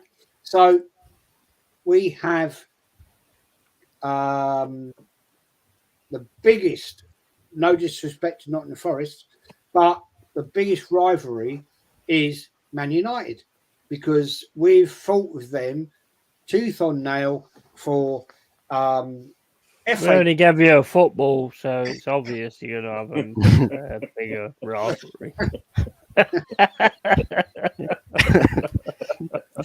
Speaking of generosities as well with Nottingham clubs, let's not forget just across the river, the club over there gifted, what was it? They given their kits to Juventus back in the early 1900s. Notts County, yeah. Yeah. County. So they've got oldest football club in the league. And the shittest. I've lost my point now. Fucking lost. Yeah, the biggest. Yeah, I'm sorry, but the biggest rivalry for me and many hundreds of Arsenal fans is Man United because we've gone toe to toe with them over the years, and I'm going back in the 70s and my 50s. My granddad used to talk to me about it back in the 50s. Man United, big teams, Arsenal, big teams, fighting for it, and to me, it'll always go down. They are Arsenal's biggest rivals. It's a different tribal thing with Spurs. Different. That's different. But Man United are a different ilk in my book. And I'll say this one to you, early doors. I will say this to you. I remember a particular game I was at Arsenal West Ham FA Cup game down at the Bullion Ground, your old ground. I always call it the Bullion Ground. And that was an absolute war on the pitch. Not in the ground. No, I'm not talking about in the ground. I'm not talking about that. But on the pitch, it was like that was 1976, 77. Yeah, it's 77. It's the year before you got relegated, and it was a brutal game. And Arsenal sneaked it out. And yeah, I remember that. West Ham, and then you lovely people in Division 2 beat us in the FA Cup final. Disgraceful. Absolutely made up for it. Yeah, that's right. Trevor Brooklyn, hate him. You know what? I'm changing my mind. Clough is number one. Fuck Alex Ferguson. It's what it is, man. It's what it is. What he did was absolutely amazing. Every team he took on, he made absolute winners. You know, and he didn't have loads of money and all that kind of stuff like Alex Ferguson did. So, yes, he signed the first £1 million player, but most of those players weren't anything when he joined the clubs. Derby, as much as I hate them motherfuckers, but sorry, mate, you're not monetized, so it's all good. Yeah. Hartlepool, he took on Hartlepool first, and he made them something, and they was nothing. They had like a tin ground that everybody pissed around and all that kind of stuff, and he made them something. Then Derby took him on, and it could have been Derby to have the things that we've got now if he didn't fall out with the chairman. And then all of a sudden he came to us and he took us on. And he took us on from nothing and he made us something. So I'm changing my whole fucking narrative and saying that Brian Clough is a number one manager in this country. And basically he's a manager that England didn't want because he would always tell it the way it is. And they didn't want that. They wanted a yes man, which they've always wanted and they always keep getting. So, yeah, it's Brian Clough. You can say what you want, but you've got no chance. I am going with that. Facts. True that. I'm going to bounce. Yeah, going to wrap up the stream. Just a quick one as well. I've just seen Cheers it for dropping in, Jez. On the Twitter feed here that people have done votes as to which of these clubs has the best first choice midfield. First place Man City with Rodri, Kovacic and De Bruyne. Second place Arsenal with Rice, Odegaard and Havertz. Casemiro, Fernandes, Mason Mount in third. Yeah. Bruno Guimaraes, Sandro Tonali and Joelinton in fourth. McAllister, Szoboszlai and Cody Gakpo in fifth. In sixth place, Chelsea with Moises Caicedo. Are these people been let out for Lavia, the weekend? And then in seventh, they've got Tottenham, and then in eighth place, Brighton. I mean, that is just ridiculous. The best Arsenal midfield is Partey, Odegaard, and fucking Rice. There's, there's no Havertz there. They've not even put the right names in here to actually say what the best midfield is. So, anyways, we're going to wrap the show up there, people. We've literally gone on for 3 hours and 8 minutes. Awesome, man. Awesome. Last 3 hour stream I've done was on your channel, Yeti, when I was well, I had an 8 hour one yesterday. I saw that. 8 hours in the gaming stream. But yeah, seriously, guys, a big shout out to Early Doors TV. Jez, thank you very much for coming on. You coming on was definitely a big surprise for me, but a very, very, very pleasant surprise. So thank you all very, your channels. Yep. Also to Longhead Yeti. Early Doors, like to say where we can find you. Shout yourself out. Yep, Early Doors Football TV. You can find me on YouTube. You can find me on Insta, Twitter, and obviously on Facebook. Well, all with the same logo, basically. Yep. Find him in the bin where West Ham are. If you look in the bin next door, you'll fired. If you look in the bin next door, you'll find Nottingham Forest in that one as well. Hey, you dirty bastard. Jez, where can we find you, mate? Yeah, the Arsenal history and more. Yeah, do all kinds of stuff and crap and chat. Love getting other people on. That's my thing now. I'm not going to keep it just to Arsenal. I'm going to keep people like Early Doors, you, and the Yeti, and I'm looking to get a few other channels on. I've got to find them. Next week, I'm going to be doing a show again with Lee and Kenny, and I might have Troops on. That'd be interesting if he comes on. That'd be amazing. And I'm just going to shout out, thank you to everybody that's got me to 4K. Yeah. That's like, you know, a milestone for me. Thank you very much. And I love coming on your different shows. Yeah.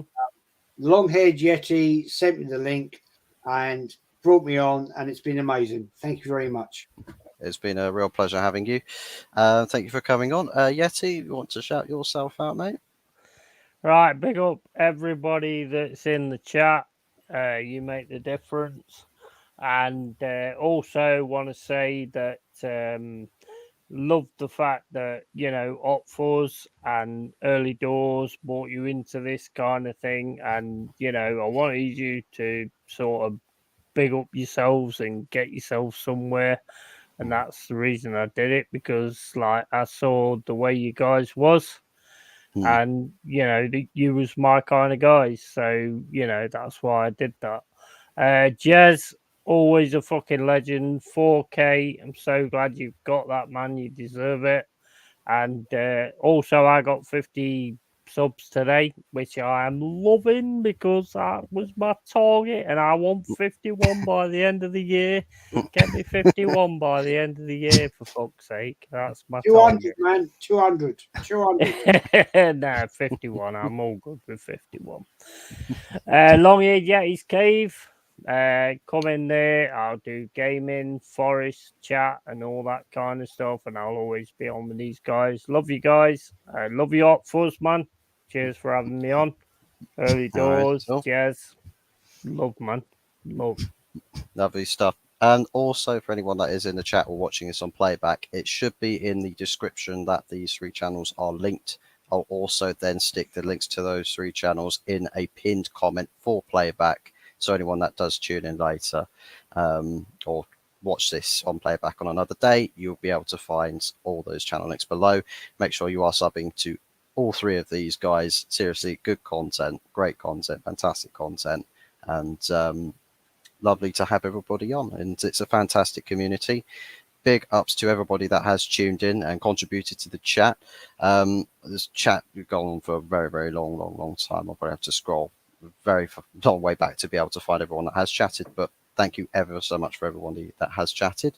Big ups to everyone that has liked the stream. 10 likes on this one. I know it's not. Can I just say, if anybody in the chat knows anybody from other teams who's a decent person, let me know who they are on Instagram, so I can actually add them to our community, because we've got a brilliant community building here. Yeah, 100%. So yeah, get them on. Absolutely. Create our own web of 92 people in one group chat from each different individual club. But yeah, seriously, big shout outs to everybody. Thank you ever so much for tuning in. It's been a pleasure. 10 org out. 7 org out. Get it right. But big ups to everybody. We'll be seeing you again tomorrow. Arteta out. 10 org out. Boys out. Boys out. Oh, bloody hell. Steve Cooper in. Yeah, mate. Steve Gollum in. Thank you very much, guys. Good night for now. Thank you. Thanks very much. Good night, all. Well done, Jez. Well done. See you later, guys. Take care, guys. And you.